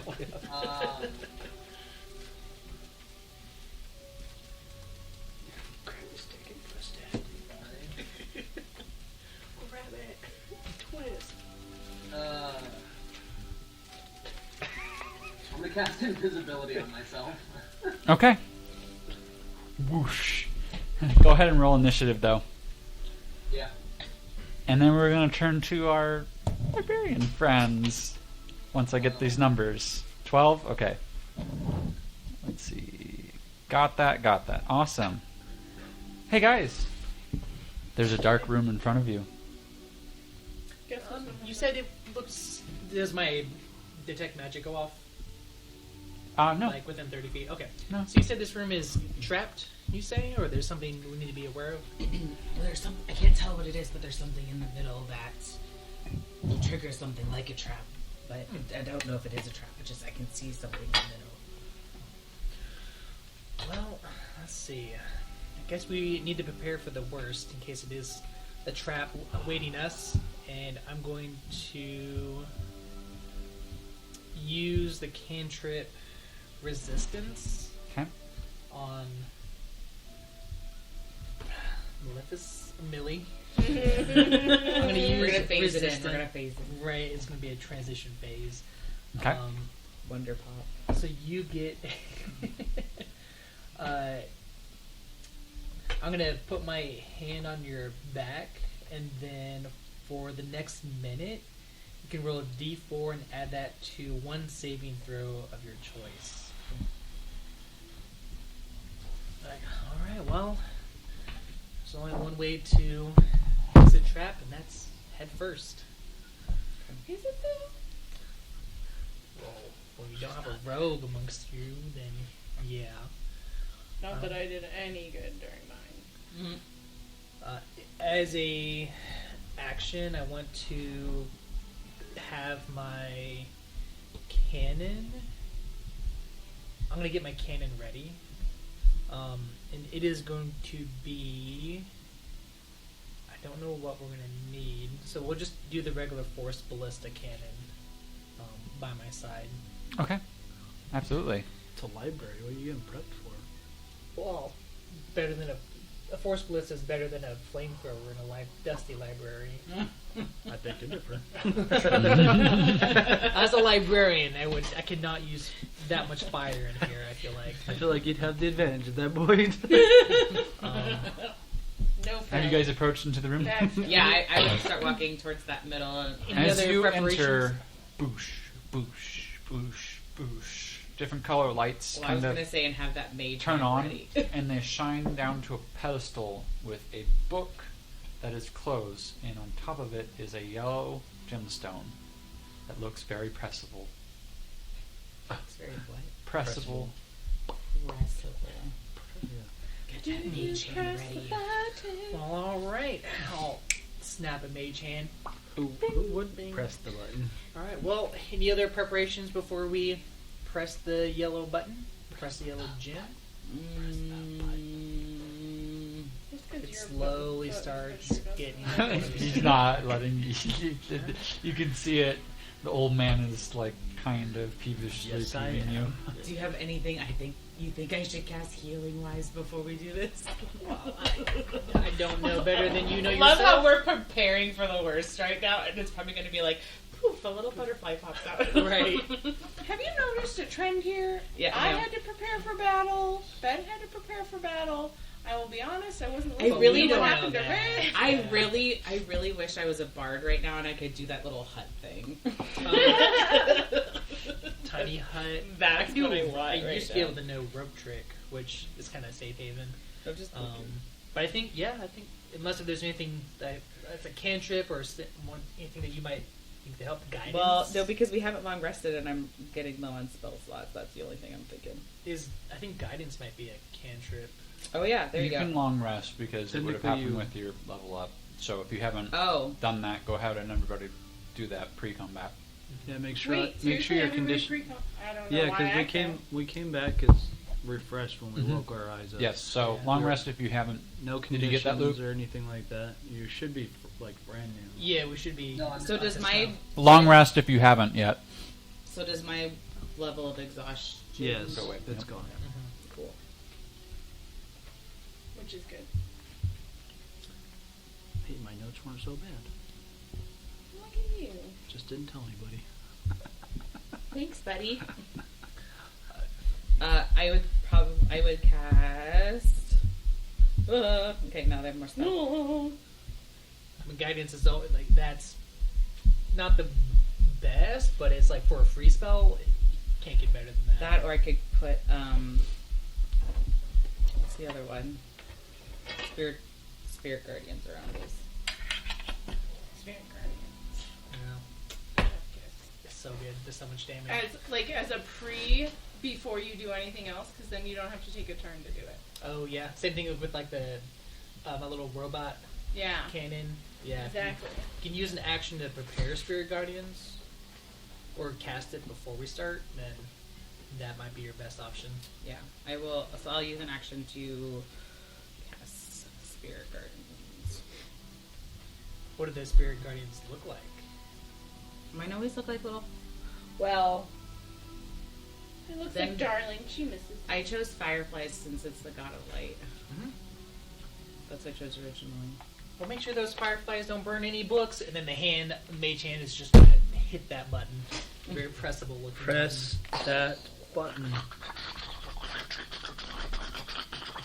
As a platform descends and the actual book on the altar pedestal descends, a platform from up above with large chains descends basically on top of where the book was as a large gray scale figure with kind of iridescent white eyes descends with it, weapon in hand. Please roll initiative.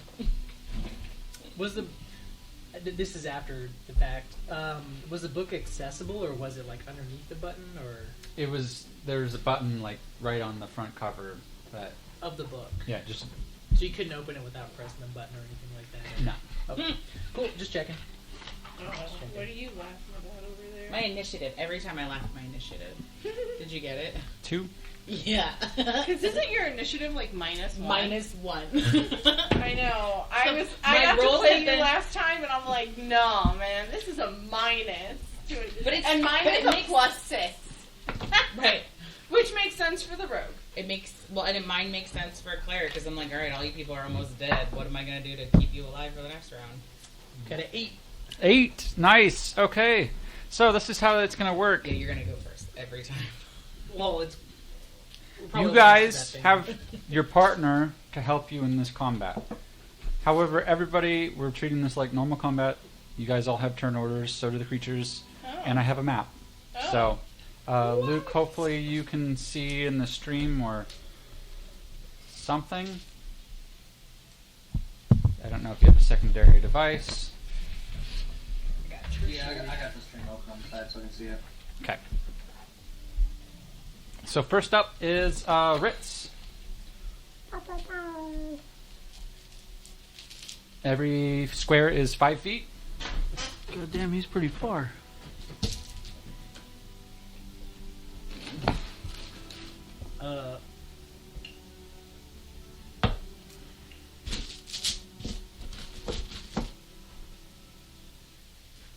Guess I'll move 30 feet, Okay. 35 feet Where do you want to go? forward.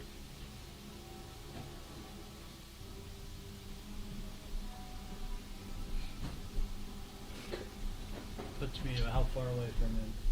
You are draw ruler. 23 feet? 25. Okay, perfect. He's gonna spin on him. Please him. All my DCs went down.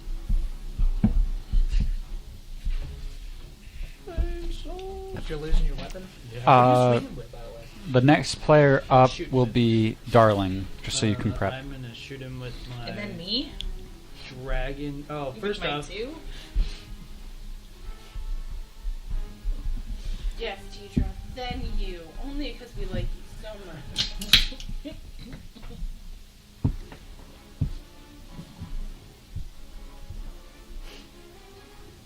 I'm going to cast. I'm gonna act. Bonus action. I'm gonna activate my right, my crimson right 'Kay. on my bow. I'm gonna activate. You take an 8d. Okay.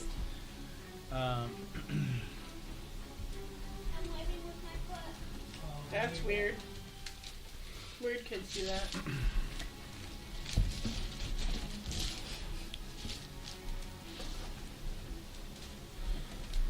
We gotta make you come over and play Stardew Valley with us on my computer because we have a D&D farm. So I'm gonna with do. Red the Man and I gotta take Darling, 8, and we could have Millie on the 1d8 phone. necrotic damage. Okay. Fuck. I should play them more so I get better at them. Yeah, you should. Really, you should just play Stardew Valley with me and then make Filbert play Stardew Valley with And then I will shoot him for twice said he with would. the attack I know. The action other day with me. Okay. so you- with the dragon wing bow. And we're gonna make it radiant. Getting you to play Diablo. Okay. I This already is- this is- I conned Katie into doing it next season. Sorry, I'm just making sure I'm reading this right. You're gonna have to sit down with me and see just how bad I am before you think that this is gonna work. Oh fuck.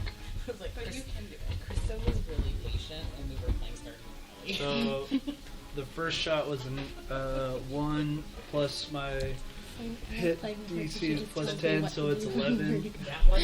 Yeah. Ooh, nat 1 table. Instead of chaos. Let chaos reign. There's then- 1 vote, 2 vote. The second What shot happened? was What an else? If he rolled a A nat one. 1. I Oh, vote yeah. no, Oh, yeah. I dude. vote no. There's 2 no's, 3. What's Luke say? Luke says no. I proxy his vote because he's not on I the say, screen. I say roll.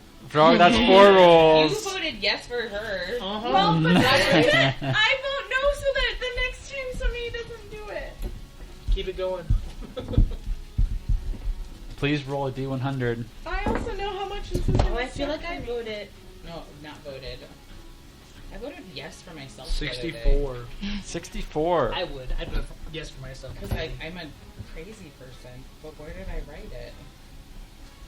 Was it in your chat to me?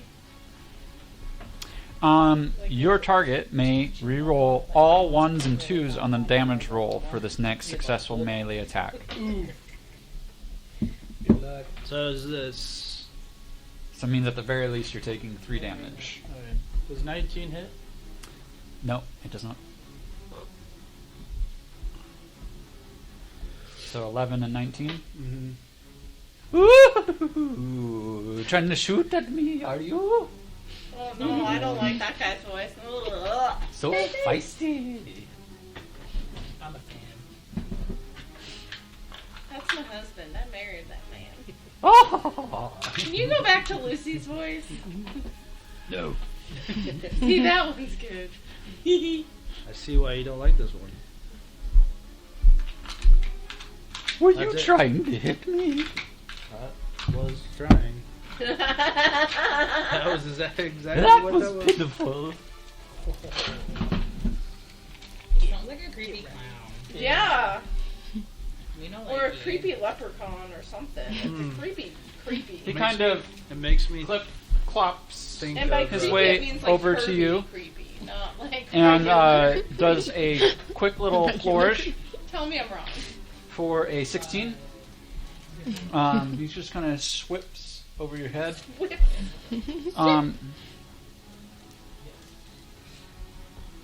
And then you kind of hear a sound from behind you, and it says, "Run!"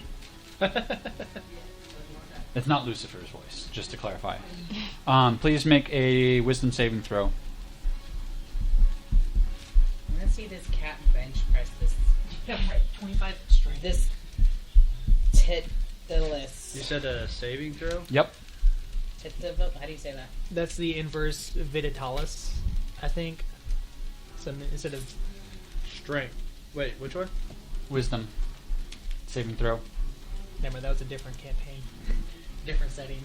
Went to a place called Viditalis. And called it Titilus. 10. It says he names things. that are important. You are now frightened of him, So now I have so many questions. and must use, while frightened this way, you must use the dash action and move away from him. The safest route available for up to a minute. You can repeat your saving throw at the end of each of your turns, and it ends the effect on a successful save. Okay. Am I done doing anything? No, it's done your turn. It's done his turn. Next up is Lucifer. That was me. Lucifer comes. I thought you said it was Darling. I know. I said the next player. Oh. Oh, Got him. sorry. We've been stressing that Lucy Forgot- is a player too. I guess but- you'll have to figure out what you're going to do on your next turn, since all you can do is run. I got something. Okay. I got ether walk, or I got the ether walk, and I got On other. your His turn, claws hit for a 23. I can dash. As he gonna jumps take- up, and the claws seem to enlarge as he scrapes at the legs of the goat man. Give me my phone.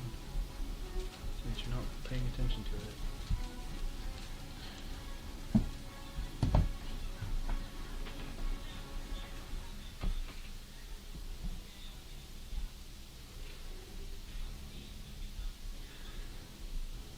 Devourer of souls, huh? I thought maybe you could just eat them.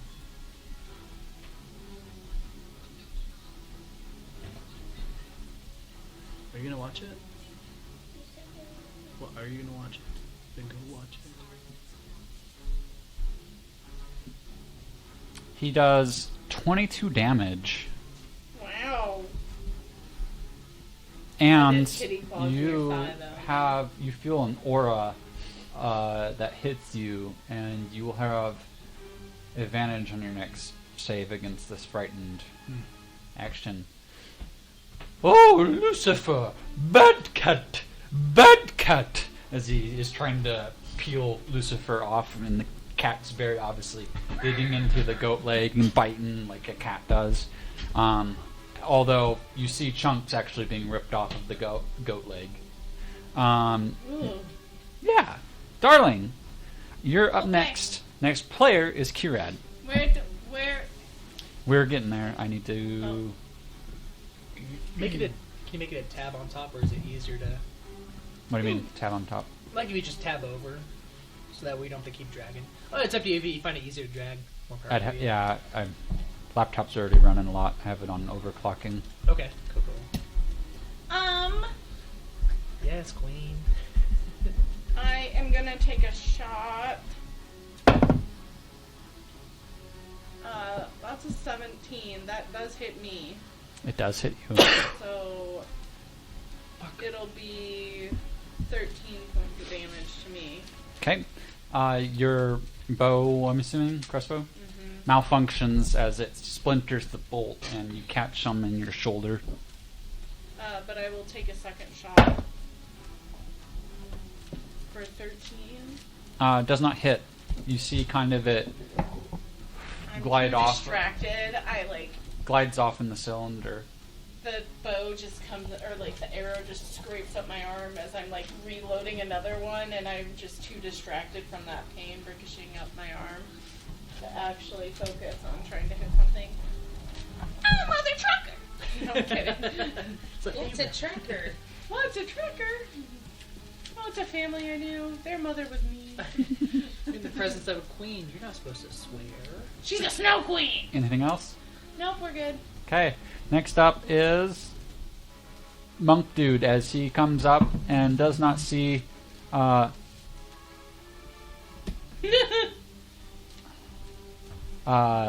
send anything. Not I Kira know, I'm next. trying to send it, but I don't know how to send stuff on here.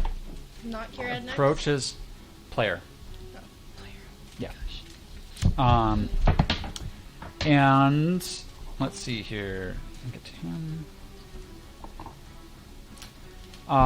Attempts to hit Gerald. Ooh.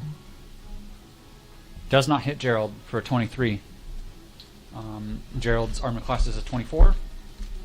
We just watch a YouTube video. Second dart he pulls out is a 21 to hit, which also does not hit Gerald. And then an 18 for his last. So all three of his attacks are mute, and he is quickly slips the dart back into his sleeve and goes back into stance. Next up is Kirad. Officially, Kirad's turn. I'm gonna cast Moonbeam.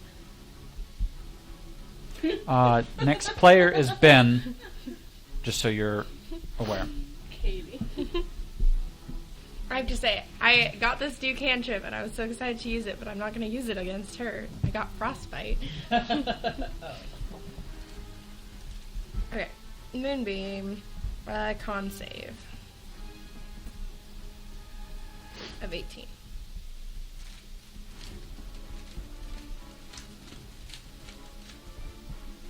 I hit the button. I didn't mean to disregard the 56.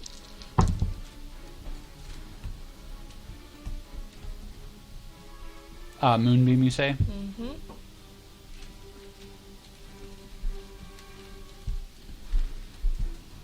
So con save.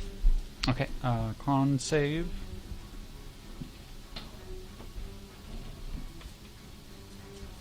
She got a 17. So 19 radiant damage. Radiant damage. And then when she starts her turn in there, she'll have to do another con save. Okay.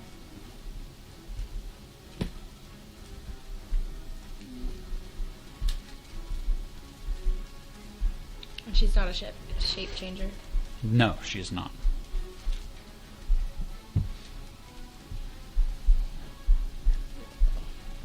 Oh, I have a bonus action.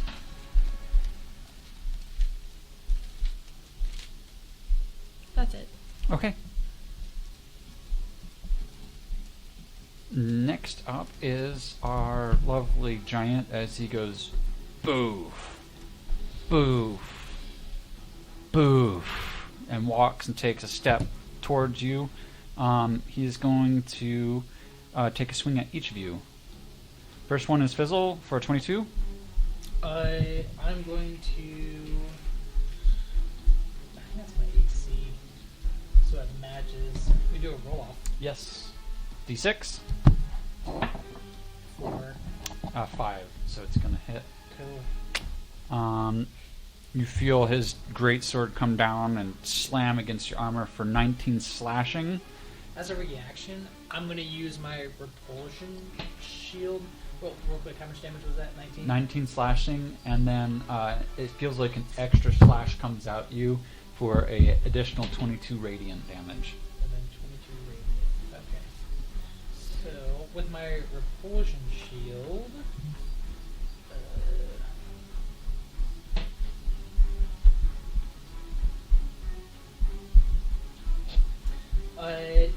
while holding it, I can use a reaction after being hit by a melee attack to expend a charge. Okay. Which I do. And I'm going to push the attacker back 15 feet away. Okay. What size creature can you push? It doesn't have a limit. Doesn't have a limit? No, it says while holding it, you can use a reaction immediately after being hit by a melee attack to expend one charge and push the attacker up to 15 feet away. Okay. But yeah, no limitation on size. So, but he first entered within 15 feet of me, so wisdom saving throw of 20. Okay. It got a 28. Was that for half damage? Or Yeah. any damage? Let's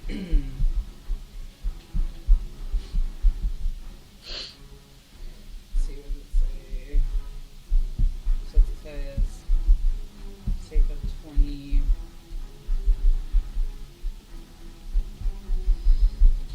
Failed save.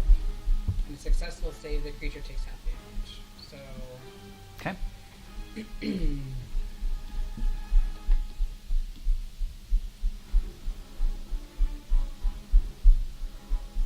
Half of 17. Okay. Ben, it is your turn. And I will move. You are currently invisible, I believe. Yep. So I'm gonna move my Hexblade's Curse onto him as a bonus action. And then I'm gonna move forward, and I am going to make a Great Sword attack, which I get to make at advantage because I'm invisible. But then that'll break my invisibility once I make the attack. Okay.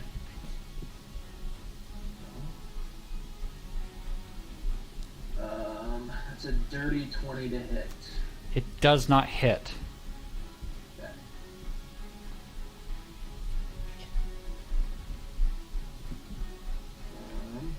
Sorry. 20 attacks. Okay. I just want to make sure that it. Yeah. So my invisibility ends, and then I make a second attack. Okay. Nope. 13. Does not hit. You kind of see him almost do kind of this sly step back. He doesn't move outside of range of you, but he just kind of swaps feet as you kind of swing either side of him. And I wanted to get on opposite sides of him as Gerald, so we're like basically on opposite sides, almost flanking him. Gerald can see that now. Okay. Anything else? That's it. Okay. Fizzle. How big is the room? Bigger than what you can see here. Okay. So to be fair,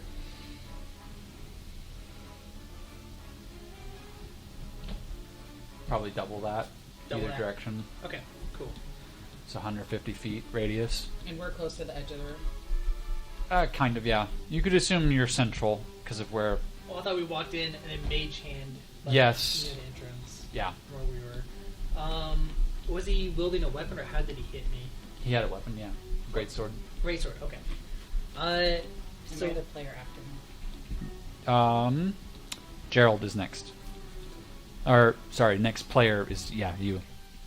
I'm going to cast Scorching Ray at 3rd level. Okay.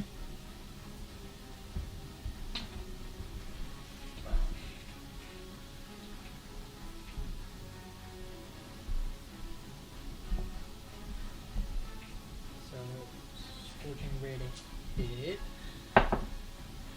First one's a 27. That will hit. The second one is also 27.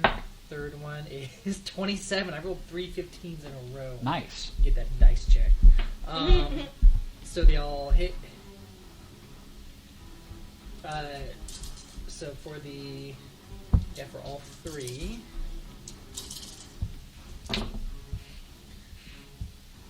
Wow, a lot of sixes. 12, 24, 26, 29, 31 fire damage to his face. To his face. 31 fire damage. Let's see.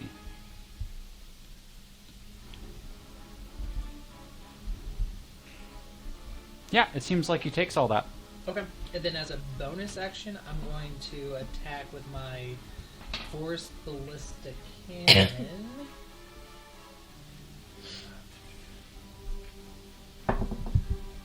For a 21 hit. Okay. 21 will hit.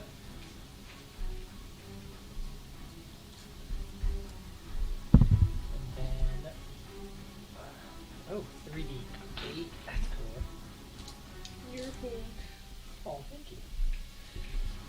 3d8. That's going to be 12 damage, and he's going to be pushed 5 feet away further. Okay. How much damage? 12. From the cannon. And what type is that? It's going to be, I believe, force damage. Let me double check. Force damage, yeah. Did he seem like the fire damage? Yeah, both of those damage seem to take. Pretty good hit on him. Good. Okay. And if I can move further away, I will.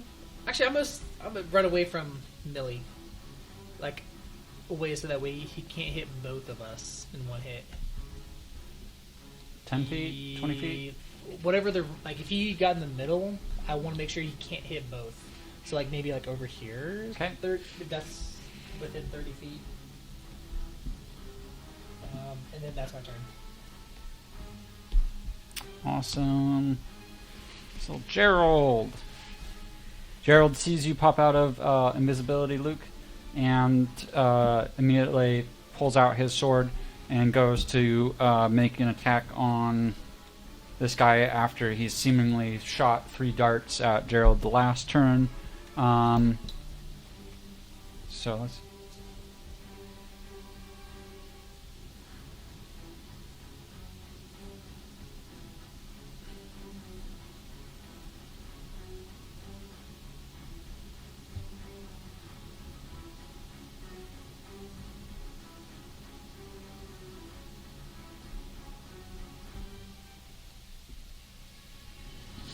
He misses one of his sword hits for 21. His second will hit at a 29. His third will hit at a 28. And his fourth sweep misses with a dirty 20. So 2 of his hits land for 16. That's 27.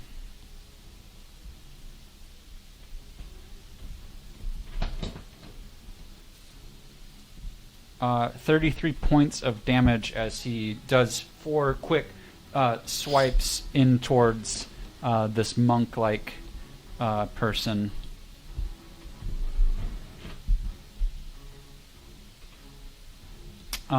Next up is our lovely Snow Queen.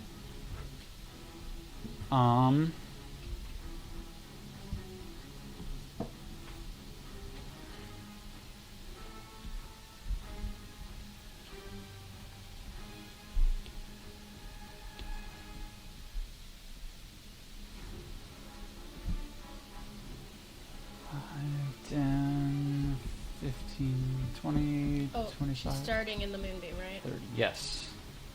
So concentration. Saving throw. She needs to do what? Con saving throw. Con saving throw. She's going to use legendary resistance to succeed it. So 4 damage. 4 damage? Okay. She is then going to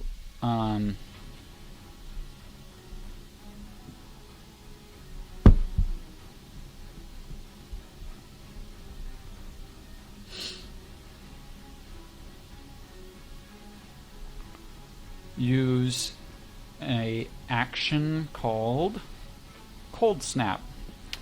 The Snow Queen causes the temperature around her to drop dramatically. Each creature without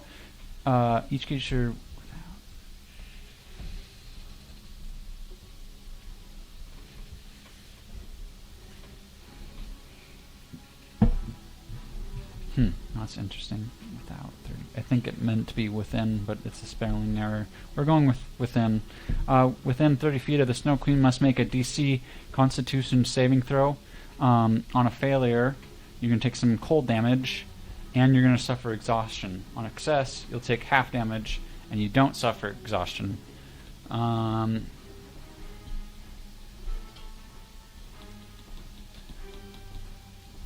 creature that fails the saving throw by 5 or more is going to become petrified. Awesome. What are we rolling? You're rolling a Constitution. Yeah. What does that face mean, Katie? It means you passed by a lot? A natural 1. Oh! For 5. Ugh. 13. Okay. You're going to need to roll a d6 against me, otherwise things. That was a 6, right? It was a 3. I rolled a 6. Okay. So, you both are taking 42 points of cold damage. You both take exhaustion.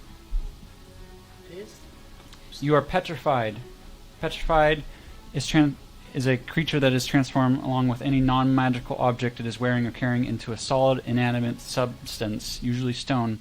Its weight increases by a factor of 10 and ceases aging. The creature is incapacitated, can't move or speak, and is unaware of its surroundings. Attack rolls against this creature have advantage. The creature automatically fails strength and dexterity saving throws. The creature has resistance to all damage. The creature is immune to poison and disease, although a poison or disease already in its system is suspended, not neutralized. Good luck. Millicent.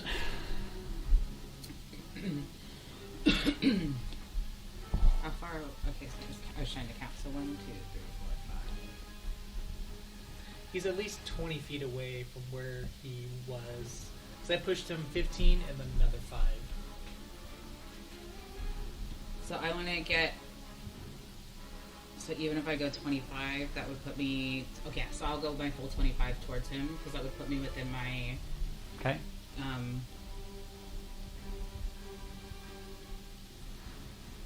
My spirit guardian, but not close enough to hit. So I'm gonna cast. So. Sorry. So for that, then. There's that one. So then for. He'll be in range on for spirit guardian. So I'm gonna cast Toll the Dead, and he's already had. He's missing hit points, correct?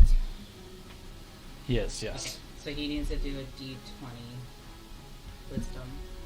Okay.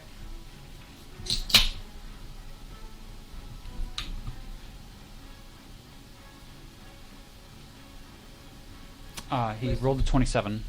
So he passes. So he takes half of 3d12. 3d12. Because he already has damage.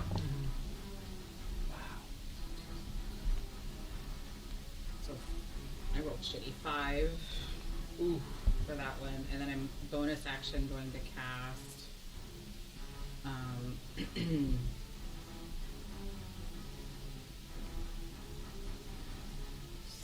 spiritual weapon.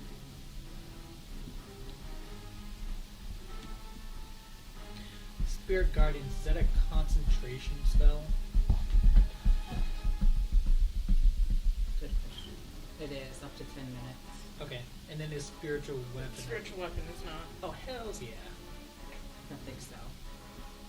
Okay, because it's like its own thing. Yeah. Yeah, it's like its own. Being. Is another Being. firefly? Like a bigger, meaner firefly? Yeah, I think of it just like a big ball of sun that's like just like Pure energy. yeah. You forgot your eclipse glasses, buddy.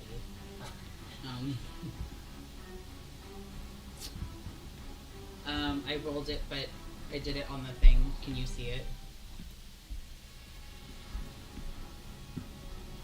There's the log. To hit. Sorry, I forgot to look at it when they asked. For what? What do you mean? I rolled for the spiritual weapons to hit. It does not look like it came to the game log. Oh, okay. So you're gonna have to Do it reroll. again, sorry. Yeah. There you go. 15 to hit. 15 to hit does not hit.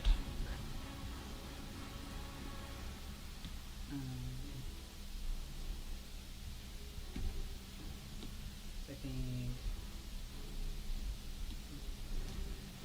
Where from your shoes? I don't think it does anything if I don't get it. Okay. Okay. Is that everything? Mm-hmm. All right. Question for the players: do we want a break, turn around, grab stuff, bathroom, or do we want to continue with round 2 combat? Let's just go around. I'm down to keep going. Okay. Next up is Fizzle, followed after that Huh? um, No. by Lucifer. I went and then NPCs went. Millie went. Right? Wait, I'm always last because I'm a 2. So it should be. How's it back to me? Ritz. Oh, Ritz, I thought you said Fizzle. Sorry, Okay. I might have just Alright, so you gotta run away in fear, right? But you dash. Gotta, yeah, you gotta dash away, but you have advantage on the saving throw. Mm-hmm. Okay, dash away. Backwards. Just fiercely backpedaling. Yep, I can only go 35 feet, so. Yeah, that's all we're. Oh, we got. Well, I can go. Yeah. Climbing up the wall. Yay! Get me out of here! Get this evil clown out from me! Any bonus actions? Not from that far. Go ahead and roll. Advantage. I'll let you do advantage, even though you're not. You Within- started in 10 feet, so we'll give you advantage.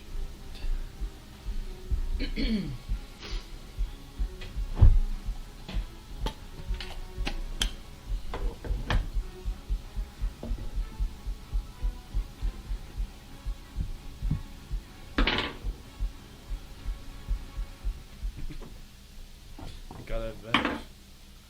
Oh, good. 10. 10. Still frightened. Let's go, It was a Lucifer. saving throw, right? Yeah. Yep. Yeah, it's 12. Okay. You got a 12. It's good because I had advantage. I got a fucking 1. Anything else? Here, you can take these back. I think that's it. That was bonus movement, bonus action. You're giving me those dice. I should Yep. give you my dice. They're Actually, shitty. you can try this now. That's it. I can't do anything You from could that leave far. them in there. Don't stick them on everything. Who's the next player? just fun to load character? them. It's hard to get him out of that fucking phone. Colin. It's With that the phone. demon. Well, who's the next player character? Technically Darn, but she does no longer have a turn because she is petrified. I thought No, Katie was petrified. Rad is Or, I'm petrified. sorry, not Katie. Rad's petrified. Red is petrified. So I got you. a 13. Yeah, which is 5 less. I rolled a 6. You rolled a 5. You're Oh, petrified. that's what it was. I rolled. 5 I rolled a less. 3. I know. But you said 5 my less DC, than the. my DC check was an 18. Then why did I? Oh. So they're Okay. both petrified. They're both petrified. Oh, okay. Well then.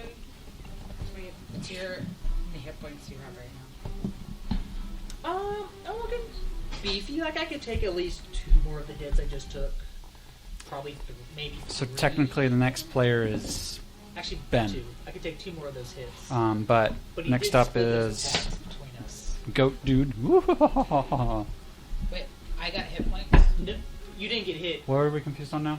Sorry. The giant made an attack against both of us, but he only hit me.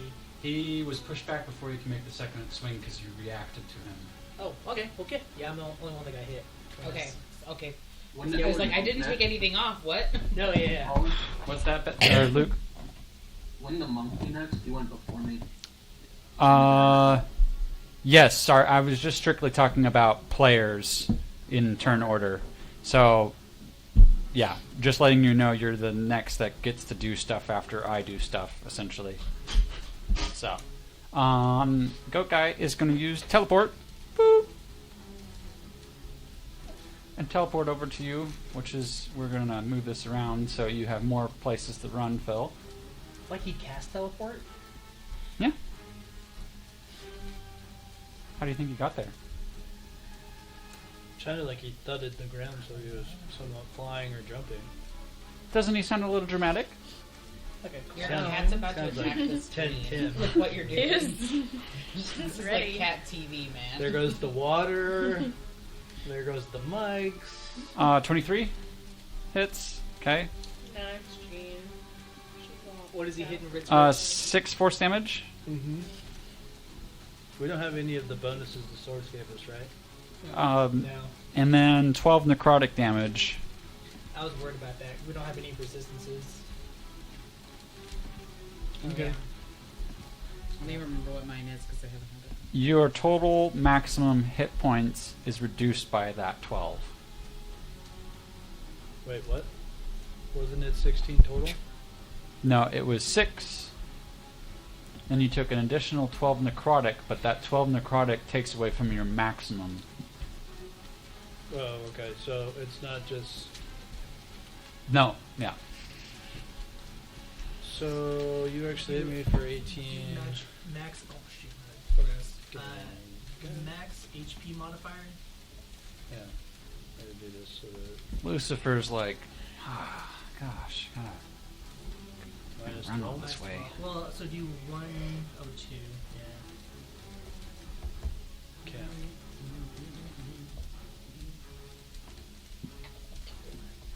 Oh, override max HP. There you go. Oh, there you go. Yeah, you got it. Sucks. What is this? Oh, it's just a number. Ah, I see. It is here. My brain has picked up on the pattern. I noticed. Lucifer gallops through the sand very elegantly, but isn't able to do anything other than get close there, and then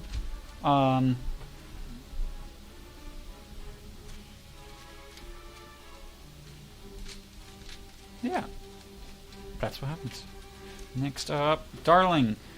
All you feel is nothingness as you succumb to cold.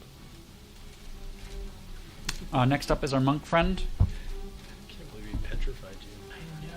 Rude. And he's kind of is smiling and bobbing and weaving, and he turns to you, Sir Ben, and he is going to use Quivering Palm for a 24 to hit.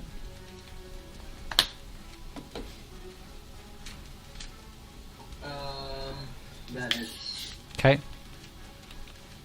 You must make a Constitution saving throw.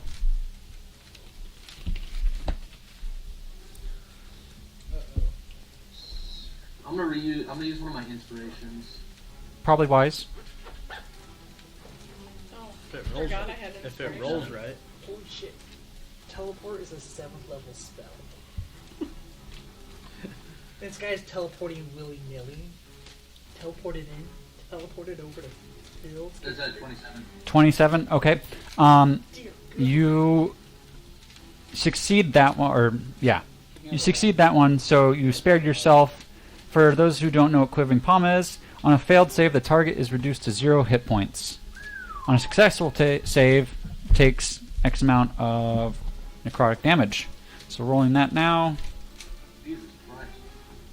You said it. 51 points of necrotic damage as you just boom, and you feel almost like part of your spirit just kind of wants to shake out of your bones. It's like the Doctor Strange. Yeah.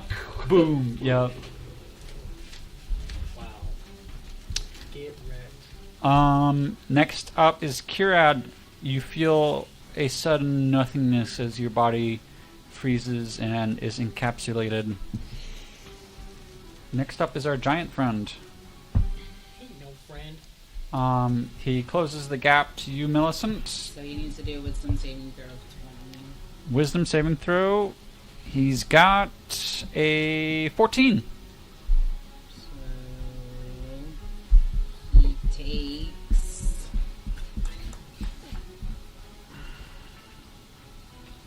The spiritual guardians or spiritual? I don't remember now. You have What? both. I have both. Yes. Yeah, but I Guardians think is the one that is the I have to do guardians right now and then weapon on my actual turn. Yeah. Right? Yeah. Okay. 15 damage. Sorry, can I use my react? Yeah. That's a double check it. Okay, yeah. Let me know.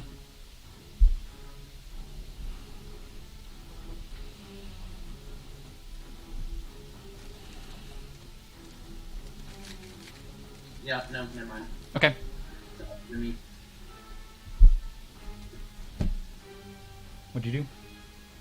15 damage. 15 damage. Okay. I think that's all it was. All right. I can't remember.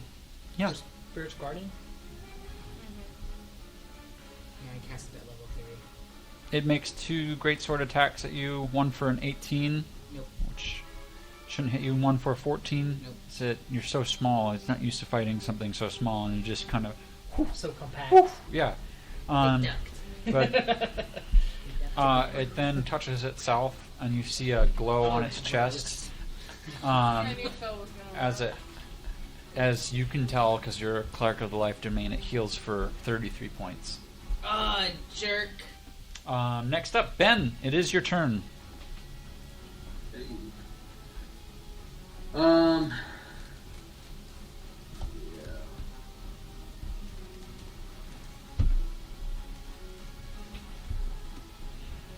I'm gonna go ahead and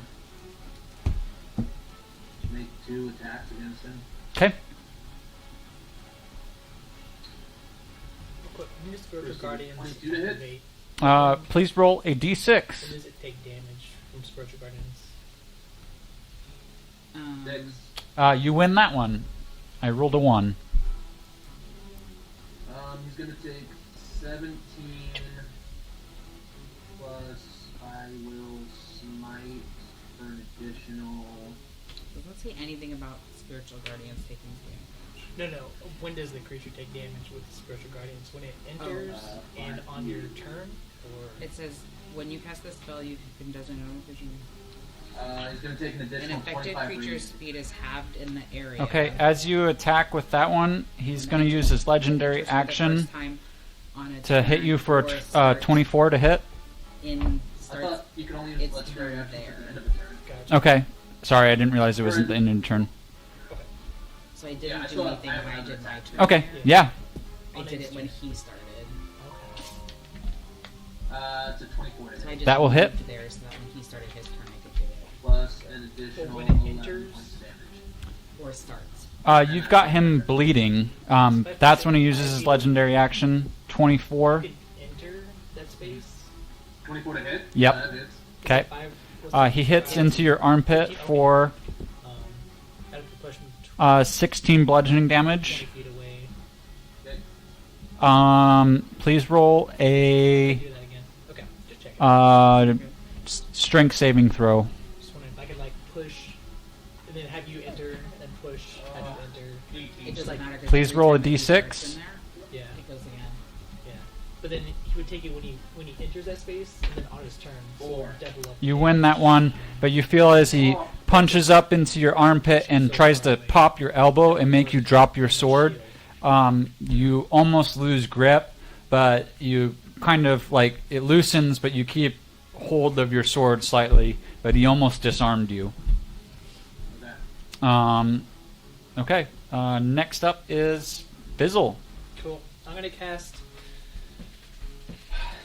great spell. I'm gonna cast Heat Metal at 3rd level.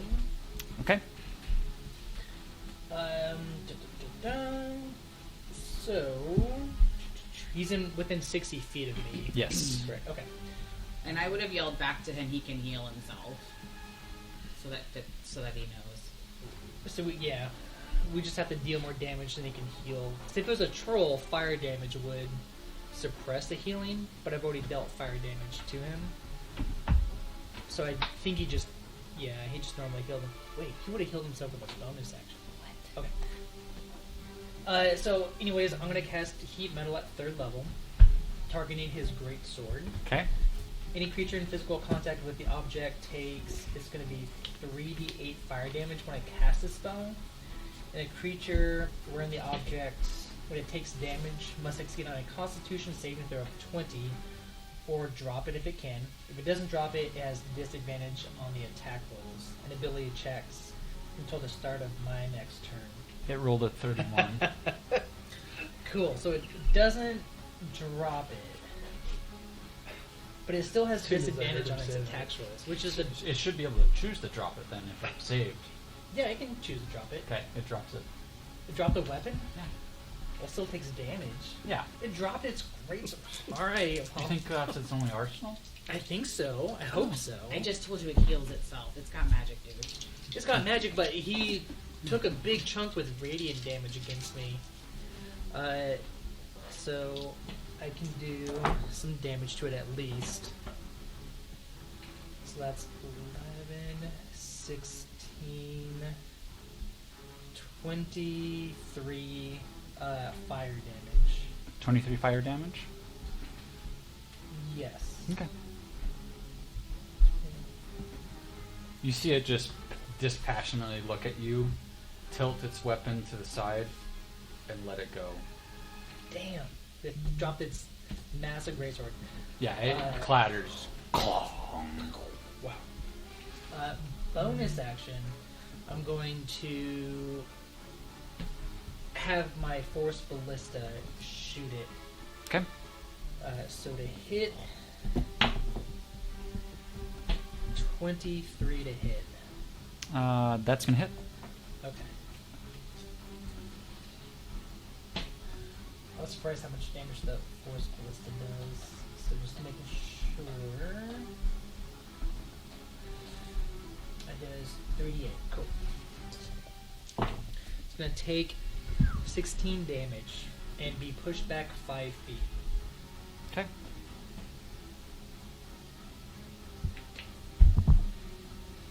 And that's my turn. All right. Gerald sees your good work on the monk, so he is going to go ahead and attempt to hit him. Let's see. He's got his. Yes, that's right. Let's see. Really, I assume you're the. You give me the front facing one, and I can maybe deal a damage dealing one. One hit. If you don't want to take damage, you could. Teleport Should Gerald away, have to roll the fumble chart? or try to teleport? No. away. Yes. That's one yes. Wait, did he? Wasn't an attack roll? Yes. Then yeah. Two yeses for Gerald. 3 yeses. Yes. 4 yeses. Okay, Gerald Like- is going like to roll the Chaos fumble Rain. chart. We're already all screwed in these fights, and yet you're just gonna let it go further down. I assume Colin is playing it nice, where if his creatures attacked and rolled the net one, they too would also roll on the chaos chart. Which one for this one? Oh, whoa, parkour, That started. catcore. Well, Gerald is now frightened for the rest of the encounter. Nice. Good luck, His Ben. lack of hitting this creature makes him lose confidence. And yeah, Millie, you and I are going to be the only two that do well. We're going to have to save everyone else. so he's going to make his one attack here. It does 15 damage to the guy.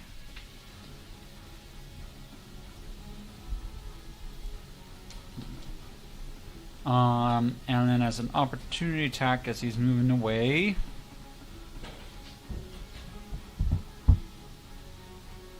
I think that's his AC. That is his AC. Luke, will you roll a d6 for Gerald? Sure. 4. Gerald wins that one, just so we're even and clear.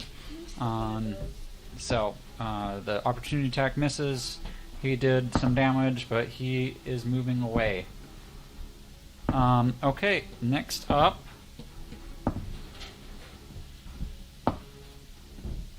is our lovely Snow Queen.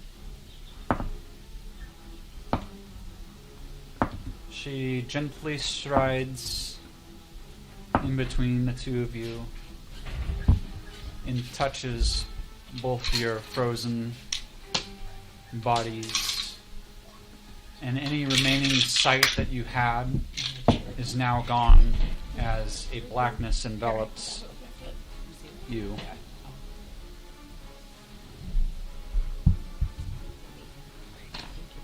Millicent, it is your turn.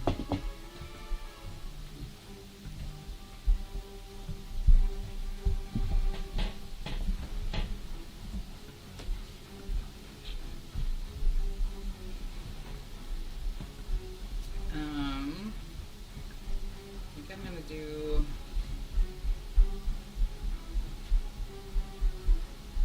Sorry, I didn't expect it to get to that. I don't know what I was thinking. I'm gonna cast Toll the Dead again. Okay. Wisdom 20. Wisdom 20.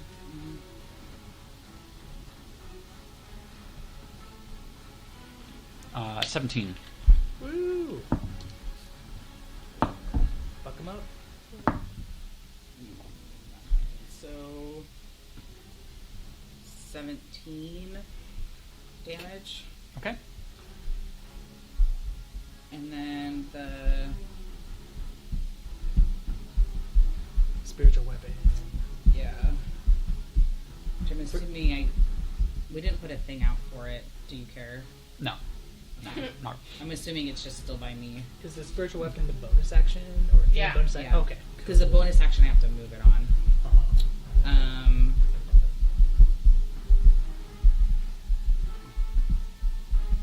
So a 27 to hit. That will hit. Nice. Sure hope so. Should. Jeez. We'd be screwed if not. Oops, sorry. 10 damage. Okay. You see the first little bits of blood peeling from its skin as the slashes have gotten deep enough. Anything else? I don't know if it matters. I think most of that is like radiant damage. Well, is it? Sorry, is he good or evil? I'm I don't know. assuming evil. I don't know. Oh, okay. But just because Toll the Dead it says. Is it that one? No, never mind. It's on the. Sorry, I meant to ask earlier, but I don't know if it matters. But on Spiritual Guardians, it says it's Radiant damage. radiant damage or necrotic damage. If it's good or neutral, it's radiant. If it's evil, it's necrotic. I don't know if that matters. Is it? Oh, I think that's or the I weapon think it's that you if make. you. Yeah. Oh, it's the sorry. type of damage you do. I'm doing radiant damage. Yeah. I don't know if that matters. Okay. Pull the Dead would be no matter what, it's necrotic. Yes. Okay. Anything else? No, done. Top of the round, Ritz. Still frightened. Oh, good. Still running. So is it for the whole? To like, Till he saves. Opportunity check Wait, happening. what? Makes a save. Makes it. Dirty 20. sure. Okay. That is 8 force damage Mm-hmm. and 17 necrotic that subtracts from your maximum health. Perfect. Couldn't ask for any more.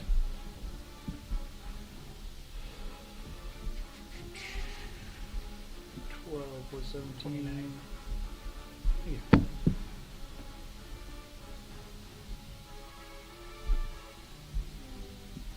And how much damage on top of that? It was the. I'd already took the damage off. Okay. Yeah, 8 force, 17 necrotic damage, and that 17 also minuses from his maximum health. So he should have subtracted Oh, cool. 25. 8. Perfect. Still frightened. Yep, All right. that's with advantage. With advantage? Well, I guess you can do that too. Oh, still 8. Imagine that. Okay. Ugh. Crazy. Yep. Well, good luck. Bonus action. It's better than being petrified. Right. I don't have And anything blinded now. At least that you're far, still doing something. that far away. I don't have anything. Okay.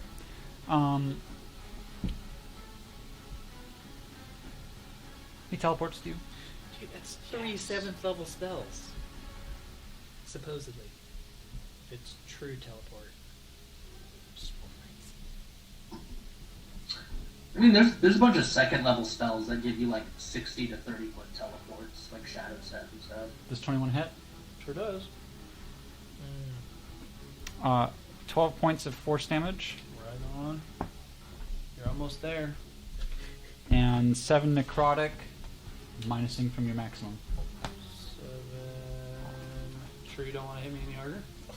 There it goes. Oh.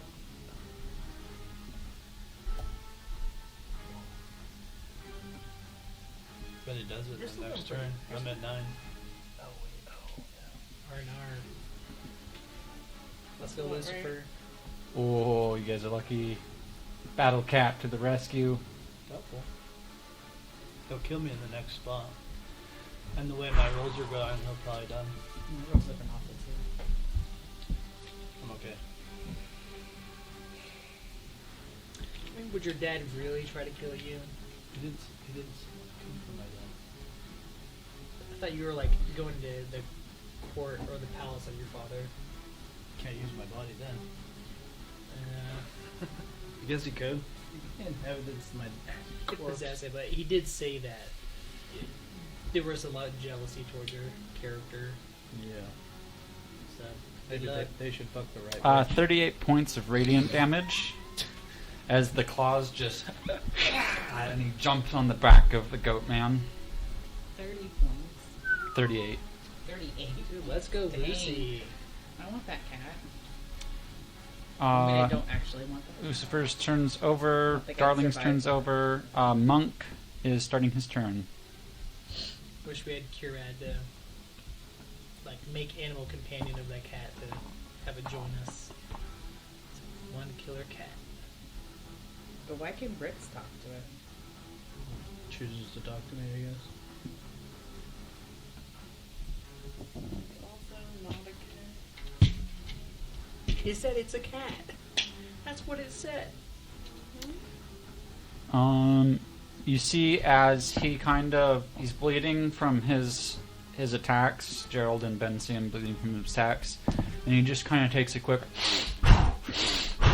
and you see the muscles actually kind of flex and kind of stitch them back together as he seems to regenerate some. He then goes and makes 3 quick succession attacks towards you. A 15, I'm assuming, does not hit. He has AC 19. No. Second one would be an 18, Nope. and then the last one's a 23. I'll shield. Okay, shield. You feel as it hits and just barely deflects the amount of force that this guy is outputting. It would be Kieran's turn next, but we know her situation. Next up, if you would like to make... Never mind. No, I don't want to do that. Because you're there. I need you to make a dexterity saving throw, Nelson.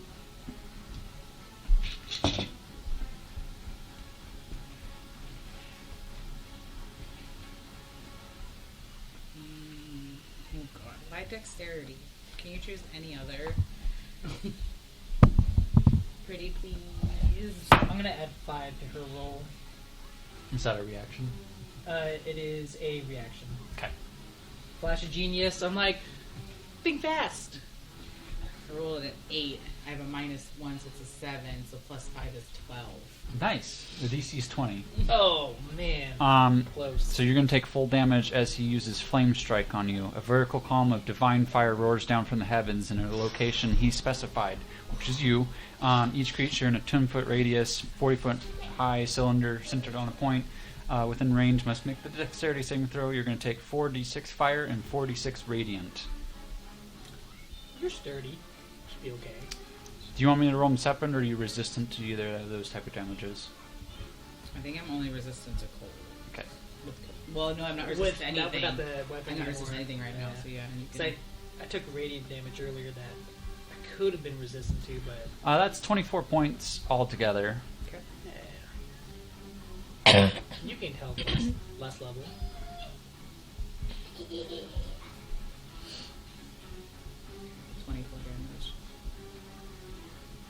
damage. But also you need to do a 20. At the start of your turn. Okay. Is that a concentration spell? It's a wisdom. Wisdom save. No, I meant for you. You just took damage though. So after, I know I have to roll it, but is it a concentrated? So it's spell? at the start of your turn. It's the that's start of your Yeah, I know. Yeah, I'm he aware knows, of that. but he so. still needs to make sure it doesn't fall at the end of this turn. Spiritual Guardians is concentration, yes. Okay. Ooh. So you took 22 damage. That's 24 damage. 24 damage. And Mm. so So she wisdom has to roll the save. 12. Yeah, 12. So you got to roll wisdom saving yourself. I'm still taking damage.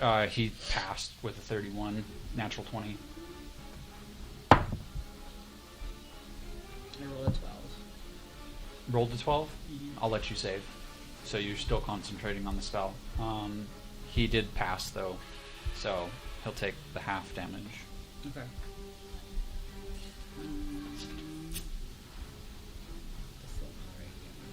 Ben, you're up next after he's done with his turn.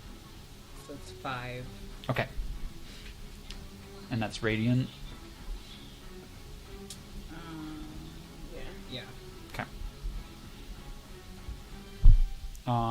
You see him once again touch his chest, and you see the slashes on him seem to stitch together as he heals for 32 points. Ben, you're up next. Sorry, I didn't move screen. He's... Alright. I'm gonna make 2 more attacks against him. Okay.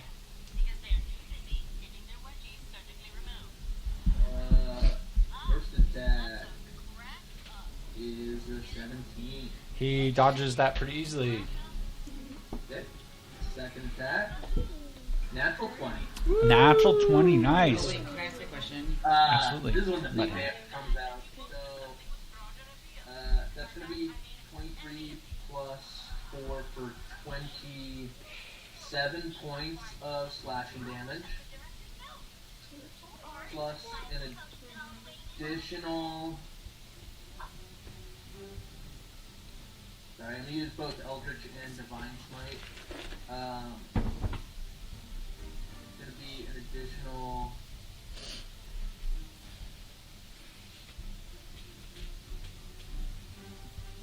19 times 2, 28 points, or 38 points of radiant damage. And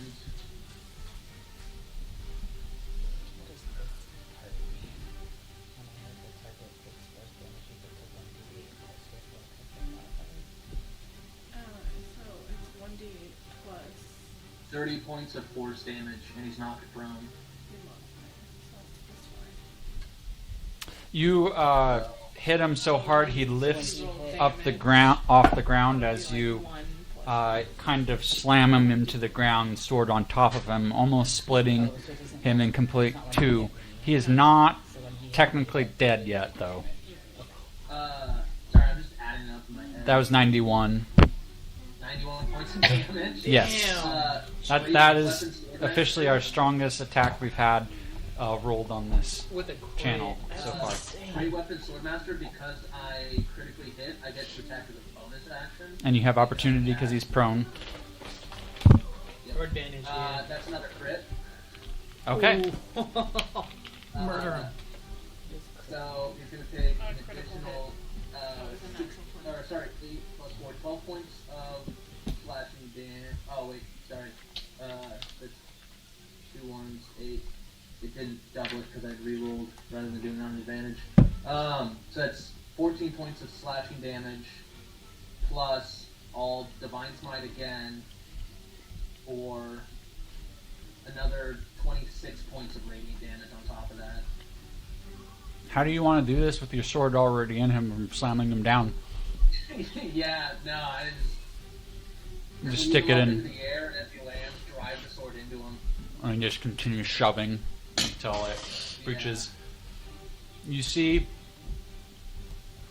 as you breach his heart, and what you would normally expect for a creature that has perished, to see the light leave their eyes, and instead you see him look up at you, bloody mouth, and just bleeding profusely from the sword room. He looks at you, smiles, and with a bloodied hand touches your cheek, and then he turns to dust before you. You're now left in an empty room. Gerald is shaking himself now that he's not under the condition of frightened. You have dealt with your encounter. When we get back to the story portion, we will continue. I'm gonna lay on hands myself real quick. Okay. If it's outside of combat for 20 points of healing. Definitely.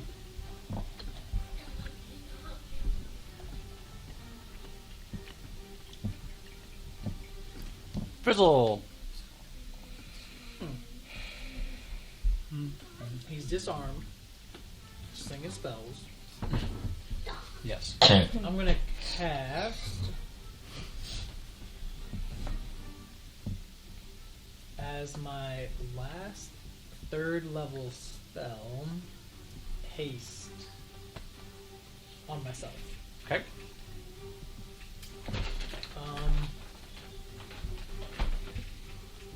And with haste, I can cast an additional.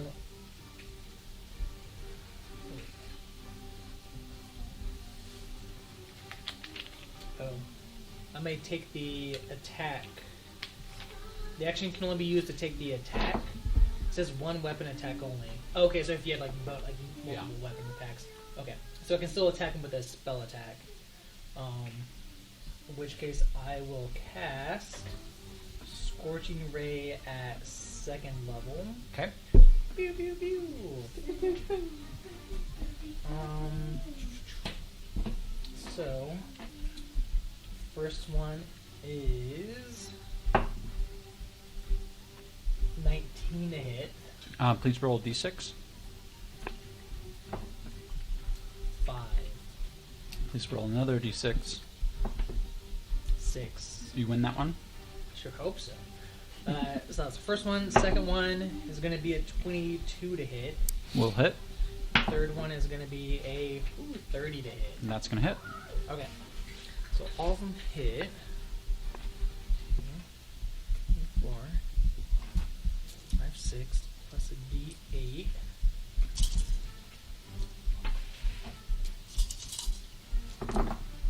So he's going to take 3, 7,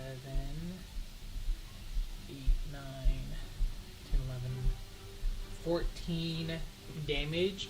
Pew, pew, pew. Okay. 3 fire attacks.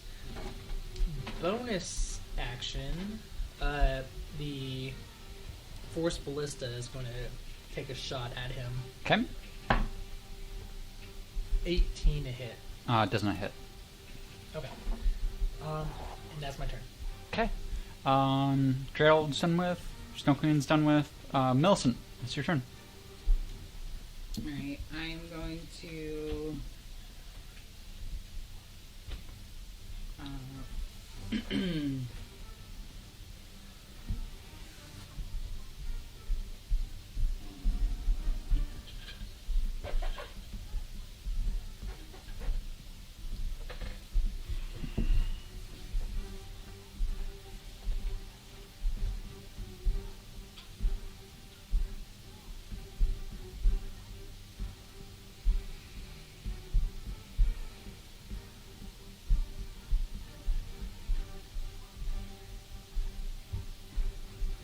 having that. I'm sorry. I'll say. It's all good. I'm gonna cast Toll the Dead again. Seems to be dealing with the most damage right now. For Wisdom 20 saving. Okay. You got a 17. Okay. Oh, sorry, I only need one of those. So damage. Okay. And then from my spiritual weapon,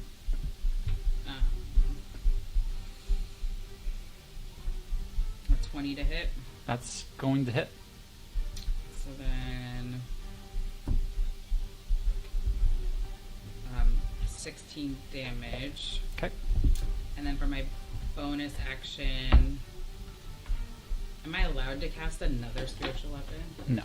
Darn it.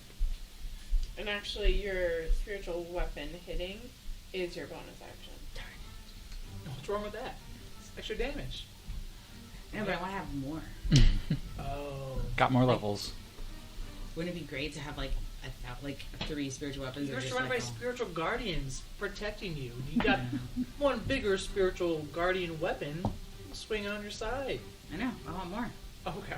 Greedy. It's fine. Let the crow be. Just curious. Well, because you have it at like higher spell slots. So I'm like, why not? You can cast at high level to do more damage. Yeah, I guess that's what I'm curious. Can I make it a higher level No, 'cause Is you're that a gonna thing? cast You have to You'd have to dismiss recast it it. and recast and it. recast it? Is that Yeah. how that works? Okay. Just curious. Yeah. Thank you. No worries. Fritz. Well, you On can the attack Fritz. with it, right? She already attacked with it. Yeah. Oh, They already okay, my attacked, bad, yeah. my bad. Fritz with the Fritz. Frightened. Nope, run away. Ah, he really got me this way, so I'm gonna go this way. Wow. Okay. Opportunity Still frightened. attack Get is going to saved. hit you, or try to hit you for a 23. Yep. Oh. You got like 8 health. Of a 9. 8 points of force damage, Now I'm down to 1. And I reduced by am 20 Down and 20 necrotic. Imagine that.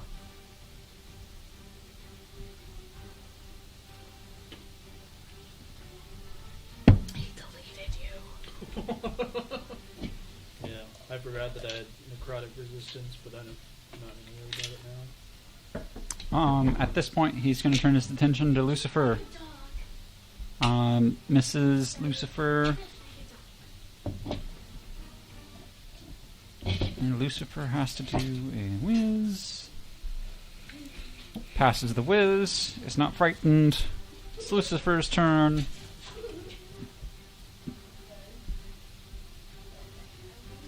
Let's see. What is he? It's going to hit. And hit. For a total of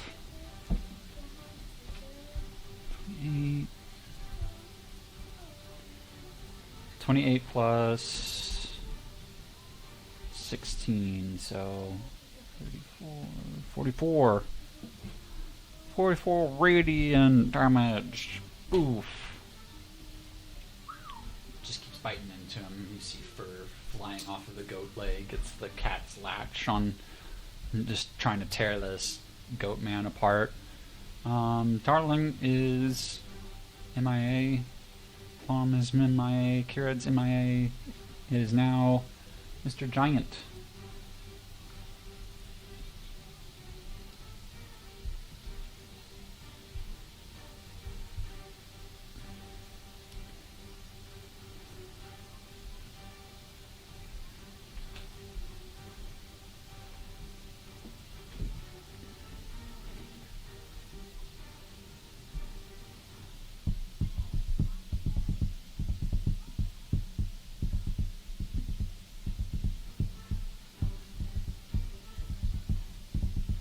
That's going to do Flame Strike on you again. That's a deck save of 20.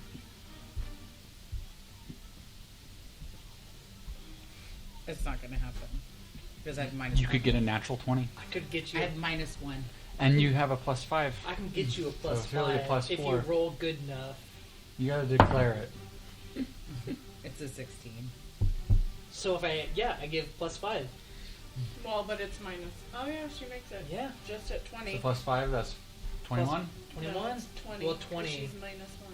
No, it's 17. Sorry, I bet a 17. It's minus 1, so it's a 16. plus 5. 21. 21. You Boom. succeed. You're going to take half damage. Hells yeah. Killing this giant. You're going to take a total of 11 points, combined radiant and fire damage. So half of that? No, or that's that half. is the half. Yeah. Okay. He then What did you cast? that is known as Flame Strike. And for his last time, he heals himself. Just letting people know it's his last time. And heals for 33 points. Healing touch. Well, gosh damn, what is this healing shit? Probably high level. Ben's dealt with, so it's Fizzle's turn, which means that it'll be followed up by you, Millie. Right. I'm gonna run away in the farthest possible distance. With haste, I think my speed is doubled. Let me just confirm that. So got +2 to AC, advantage on dex saving throw. Speed is doubled, so I move at 50. 50 walking speed. Because I have such great range as a spell sniper, I can just shoot from I can shoot I didn't from mean to do that. 240 feet away. Okay. Ignore that roll. So I'm gonna cast Scorching That's my best initiative Ray. roll ever, Scorching Ray for the second time. Okay, at what level? Second level. Okay. First one is a 22 to hit. Okay. That hits. Ooh, second one is a 14. Does not hit.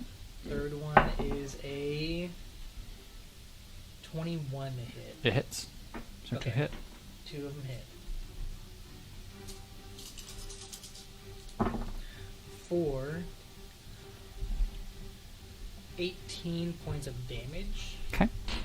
And then for my second attack, I'm going to cast Firebolt Okay. as a cantrip. Mm-hmm. So the hit. Oh no. It's going to be a 14 to hit. Does not hit. Okay. Bonus action. My Cannon. Force Ballista going to attack. Okay. Woo! For a 29 to hit. That hits. Oh, Sure, I hope for- so. I forgot to have you do a wisdom 20. Okay.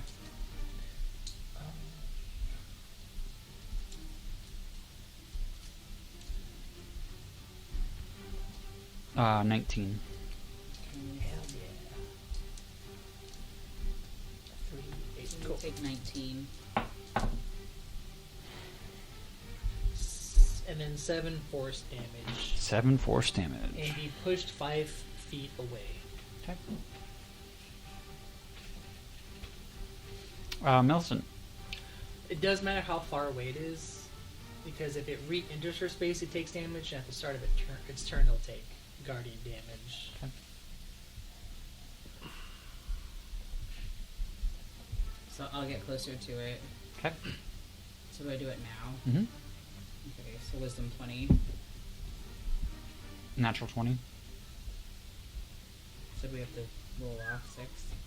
No, it just Oh, it succeeds. succeeds. Yeah. Alright, so then I'm gonna stick it with it because this guy seems dumb. But he's hardy. He's dumb but hardy. So wisdom 20, full of dead. Okay. Did you get it? Weren't you rolling damage for the guardians first? I thought you said you didn't get it. Yeah, but they get half damage, remember? Oh, Yeah. half damage, sorry.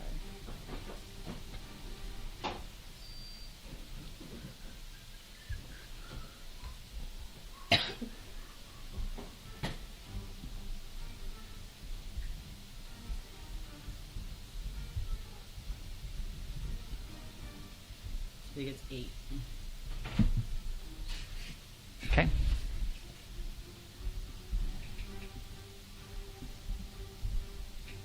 And then total dead.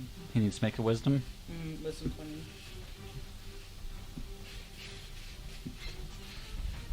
20. He got a 25. Darn it.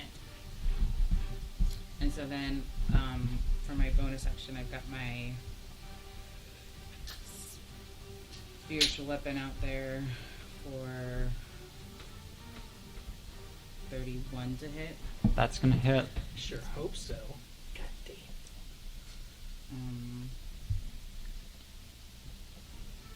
So 21 damage. Nice.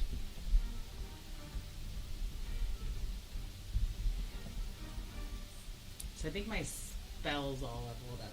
Well, I think my hit dice, all my spells leveled up because it was like it's higher. Hitting harder. Okay. Anything else? No, that's it. Alright. He misses Lucifer. And Lucifer has to succeed. And he passes. Pretty certain. Yep. And then next is Lucifer's turn, so Lucifer's gonna go for it again. Where does it let me roll my saving throws? Hits. And I don't hits. think it matters if he hasn't asked you for it.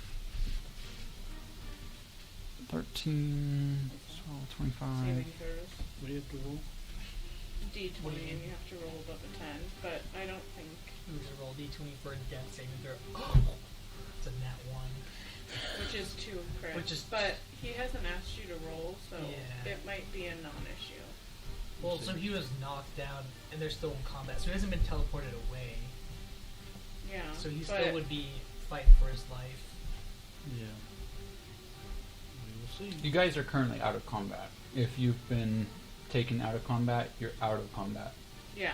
Even so with Lucifer. if he hasn't called our turn, Lucifer's still dealing with stuff. He's still in combat. But Ritz isn't in Ritz combat. is... Rich is done. You don't know what's happened to Ritz. Yeah. Does Ritz know what's happening to Ritz? No, he's unconscious. It's too bad. It's kind of the same thing where these two petrified and Ben and Gerald don't know where they're at. We haven't even passed the time frame for that to happen. But that means it is Mr. Giant's turn. And for the third time, he's going to flame strike you, so that's a dex 20. It's 14. Okay. Can take full damage then, I think. Mm-hmm. As another pillar of flame comes down upon you for a total of 36 combined fire and radiant damage. Okay.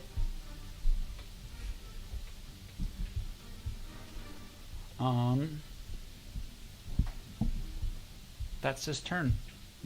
And you moved up Um, against him? He needs to do a wisdom 20. Okay.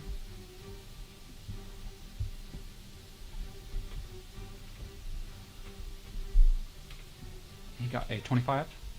He's good. Then I think he takes Damage. half.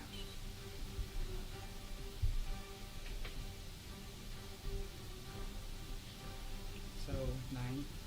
Okay. Next up is Fizzle. Alright, I'm casting 3 for my final second level spell. Casting Scorching Ray for an 18 to hit, Does not hit. another 18 to hit, Does not hit. and then a 27 to hit. 27 hits.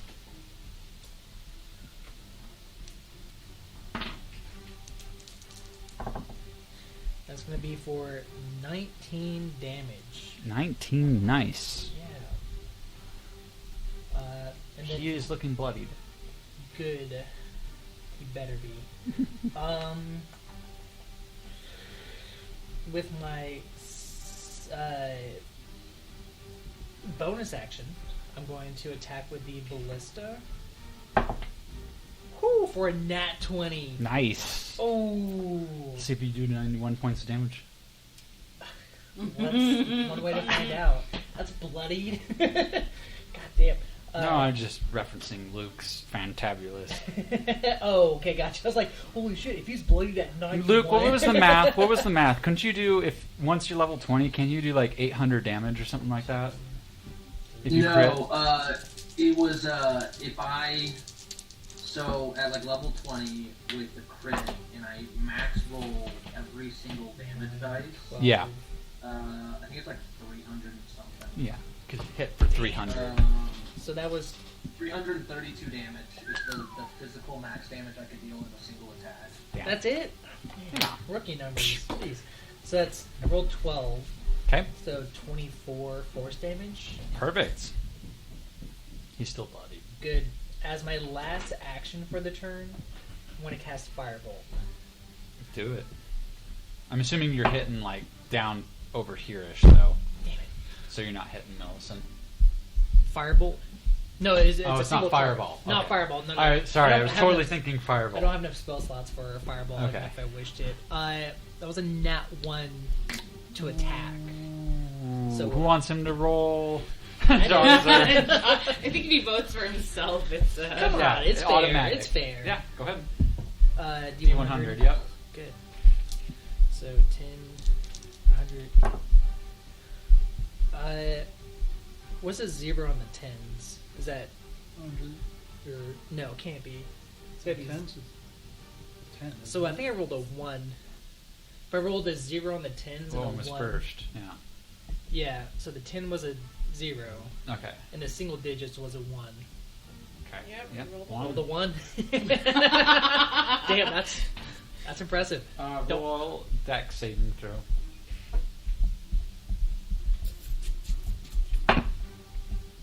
Wow. 22. You pass, so you feel like you almost like as you firebolt, you feel a little jolt as your old feet kind of make you want to slip on the slick stone floor, but you don't fall. Whew. Well, good. That's not that bad for a nat 1 and then a 1 on 100. Like, that's impressive. That's my turn. Okay, Millicent, it's up to you. What's What do your you think you can do? what are your hit points? What do your hit points look like? I'm looking like 3/4 of looking pretty good. And I'm looking party. I can take a hit. Maybe not a great sword hit, but he's not holding that anymore. I'm gonna cast Cure Wounds on myself. Okay. I rolled for your blades or guardians, and it's a 21. So I got 28 points of healing to Take- myself. It It's on only your is turn. on your turn. Oh. Unless Unless she she- shoves you in, but you're good because you were already in there. Thank you. So then for my bonus action, it would be my Sword or your spiritual weapon. So that would be a 31 to hit. That's gonna hit. 31. Yeah. So then, my grade level. Yeah, this is grade level. So that'll be 14 damage. Nice. Anything else?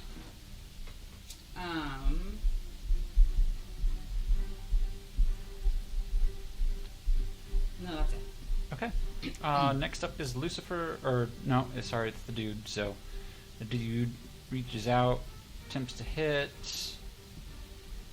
and he does hit Mr. Lucifer. Oh, poor kitty.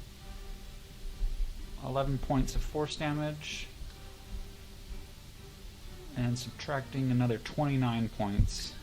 God, so much. He's a strong cat.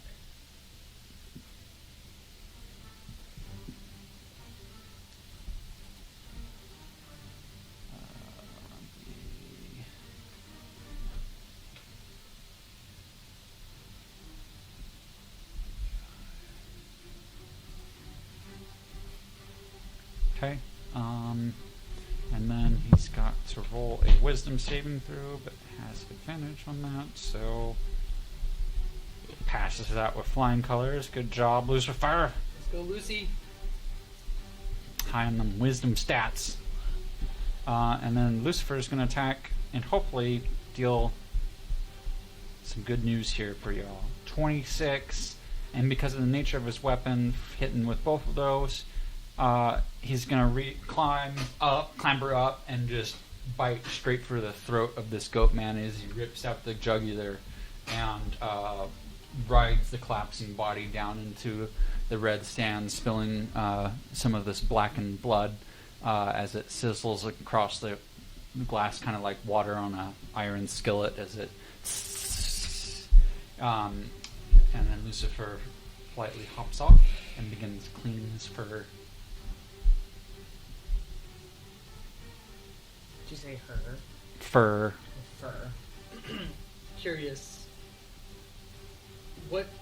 What's in the room with Lucifer? I'm not there, but Sand. metagame-wise, just sand. The glass floor. Mhm. So it's like a remember the glass floor. Body-wise. Body wise? Yeah. Oh, like it's like a half. It's like a satyr, Uh-huh. but kind of demon-esque ears. Okay. So just creating a visual.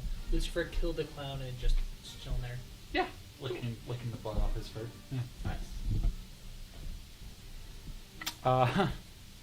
Next up from that is our giant friends. Does he take it? Or he's already in it, right? Or- Yes, on his turn. So he yeah. takes it. Still wisdom 20.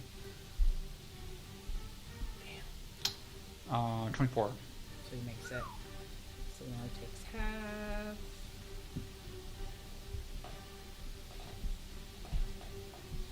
So half of 25. And so I think you round down, right? Or how do you For do tax, up for you guys, down for me. that? So yeah. So it'd be 26, 13. Just enough. How do you envision your spiritual guardians destroying this giant? Let's go. I envision it being like they're kind of like little shotgun things, and they just like As it starts ripping through his skin, and he's magically torn apart and collapses. Okay, let's bring Luke back onto the screen, because we do enjoy seeing a Luke, even if he's Yeah. Man. That guy. that guy. Solidarity for Katie.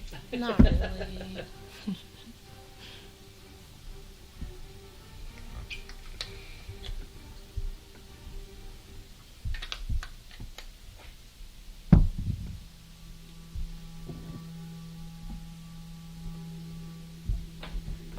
First up, we have our Fey friends. You guys awaken to only your neck muscles being able to move themselves.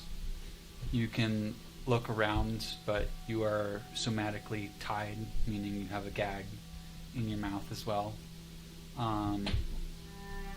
Your body is frozen in like a pillar of ice, and as you look around, you are iced into a cliff edge with about a 400-foot drop below you, and as you try and look up, you see an equally long climb up, about 400 feet. As you look around, you see other prisoners, some faring better and worse than yourselves. Some have been completely succumbed to a full encapsulated icicle and are now part of the mountain. You guys feel a deep chill and are probably frightened at this moment in time. You've never seen this part of the Fae. In fact, your knowledge of how winter rules her part of the realm, even when not in season, is precarious and kind of ghost story type like. And you're living one of the childhood, Baba Yaga story type things for you. Told to scare children away from trying to head north into the Feywild. And that's where the session is going to end for you two. So we turn to our friend in the Chaos realm. You feel an immense agony as a hook has been stabbed through your left shoulder and you're being dragged through sanity halls by a creature you can't see because your vision is blurred by pain as your body is being dragged and you feel blood leaking out of your front. You're trying to breathe, but as you breathe, you start to cough up some mucus and some blood. The iron taste filling your mouth. And it seems like you're being dragged for an eternity.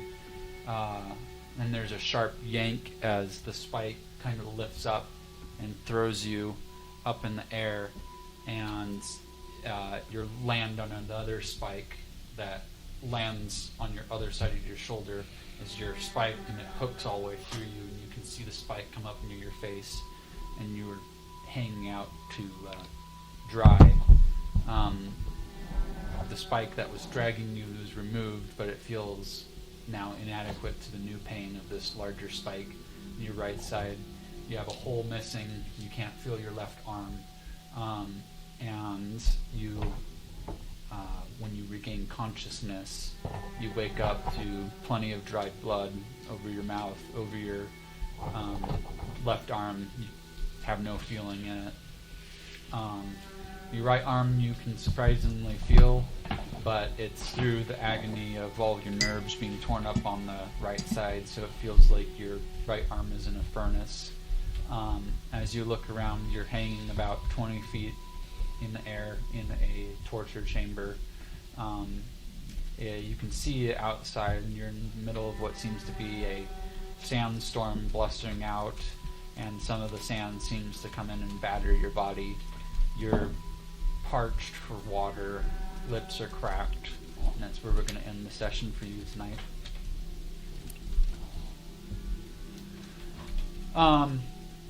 For our friends in the labyrinth, you guys see the altar shimmies and shakes and starts to lower as stair steps open up a new entryway for you guys to walk through. Garrett looks at you and kind of shrugs off to the frightfulness and walks through, and as you begin to follow him, you end up in a large chamber. At the end of a chamber is a very well dressed man. Actually, I don't know if he's here or not. I don't think I have him. I'll send him to the chat, and then we'll show him next session. But a very well-dressed, you could guess his size just for you and your knowledge is huge. But he's sitting in a human-made architecture chair down a hallway antechamber about 500 feet. There are dust motes floating around him. He has a white beard. He looks very sharp. His eyes are very in tune to you both walking towards him. There are no guards in the chamber, but you get your blood hits immediately cold as you recognize from all the lore books, all the talks, that this is the god Time. And by the way your blood's freezing up in the presence of him, you know that this isn't a fake. And that's where we're going to end the session for you tonight. For our friends in the library, you see a little lever on the platform that lowered this giant as it begins to shake up and pop up on the platform for you guys. Kind of like underneath where the button book would have been, kind of central. You walk up to it and are able to easily press it and divert it the other way. The platform rises, and inside you have a very shining, bright brass city. The elven architecture is like nothing you've ever seen, even in Lialabren, even in the Darkmere Forest. What the elves try and emulate on the material plane is but a fraction of the beauty and masterwork of the mechanics and machinery and devices that are going. This is a flowing city. There are soldiers like what you just fought everywhere, but fully adorned in golden enameled armor. And this is a large city. At the top of it, you see a castle. This platform rises to kind of an edge of a cobbled brass road, and you can see that the guards that notice you pop up are also of large stature, and they each do a curt bow to you as one of them actually motions towards heading up into the city for both of you. What kind of guards? Like what? They look exactly the same as you just fought, Okay. just fully adorned in armor. But they bow to us. They And do a motion to- slight nod and Oh, they then nod, motion towards you guys to head further into the city. And that's where we're going to end your guys' session and the totality of the session tonight. Thank you all for joining us for another episode of Arcana of Alstaria. We are excited to have these sessions, and we'll continue. Hopefully, we will have a shorter session, or maybe an earlier session next Arcana of Alstaria. For just telling my players, and we'll figure that out. And then for Easter, we'll also figure out our plans, make sure everybody that is in the Grass of the Star is able to come and all that good stuff. Regardless, we'll pump out something on the Sunday, and then I will see about later this week doing another lore video for some of the Grass of the Starved players. And just look forward to more content that we bring out. And as always, comment during the videos. We like to try and talk back and forth. Like, subscribe, any of that type of stuff. And then we will see you next Sunday with some more D&D. Thank you to all my players for sticking around, even if it wasn't desired outcomes. Have a good one.